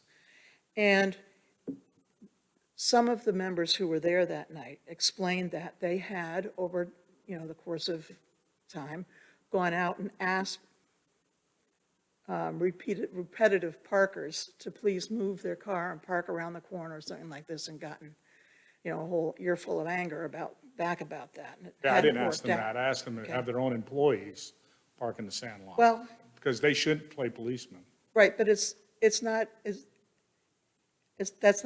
the only issue having to do Well, with it it. is. So, It's the major issue downtown. And and I think a lot of people appreciated hearing it. I saw about 8 people there that, well, that's something I could do to help. And they wanted to help. I not could do everybody that. there works in the downtown. I know, but everyone anyway. wanted to help. And as far as the golf cart suggestion, that apparently had been originally floated. I think we first heard about it in June at the Duneberry meeting.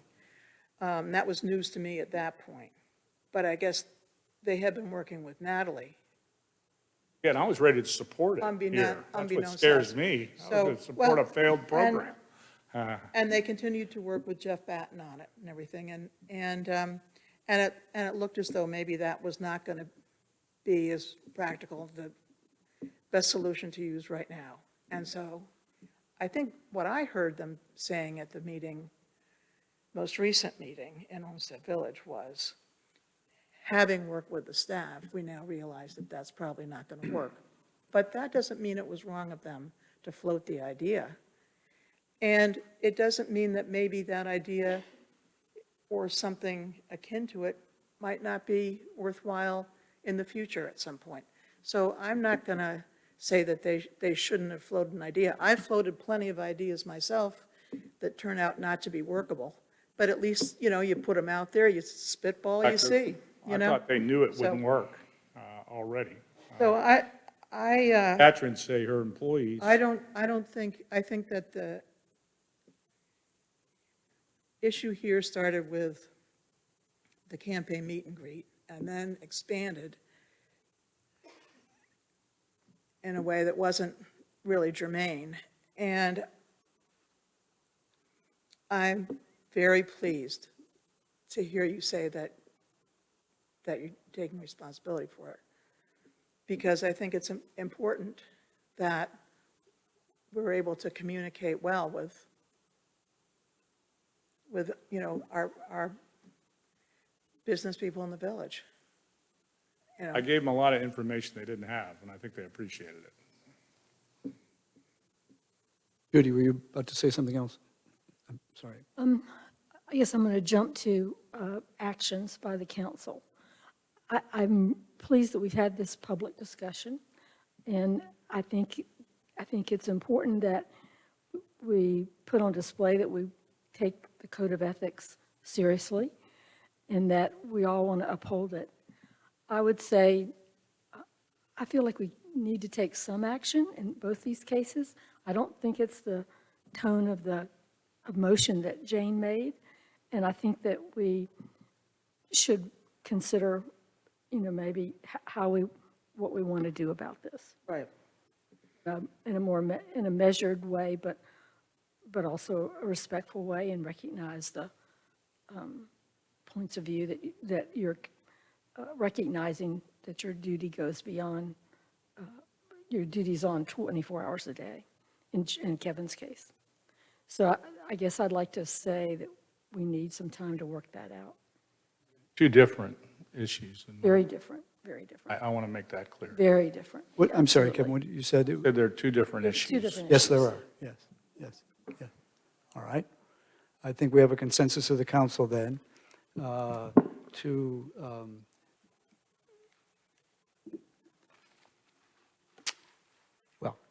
to defer action on the situation with Kevin Drum until our next meeting, but in the meantime, for motions on appropriate action by the council to be drafted and circulated for discussion at our next meeting. Would that capture your intent? Yes. Is that your understanding, Lydia? Is that your understanding, Kevin? I don't really, I think that she took responsibility, I took responsibility. I don't understand why it's not. Good enough. Very trustworthy people. Well, I think it's honestly, I completely believe you're a trustworthy person. You have a wonderful heart of gold and have many good intentions. But I think that we just need to be on record in some way. We are, we're in a public meeting. Right. I think you already put it on record when this should have been a closed session item. I definitely don't think it should have been a closed no, session item. this is not a closed session item. I think we'll proceed as I recommended, and we can decide what action we'll take at the next meeting. But we should take action of some sort, either to pass or not a motion on these two situations. And do I have access to talk to Mike Newman? Am I allowed to talk to Mike Newman at some point? That's up to Mr. Not Newman. tonight? No. I need to ask permission, I know, that's what I.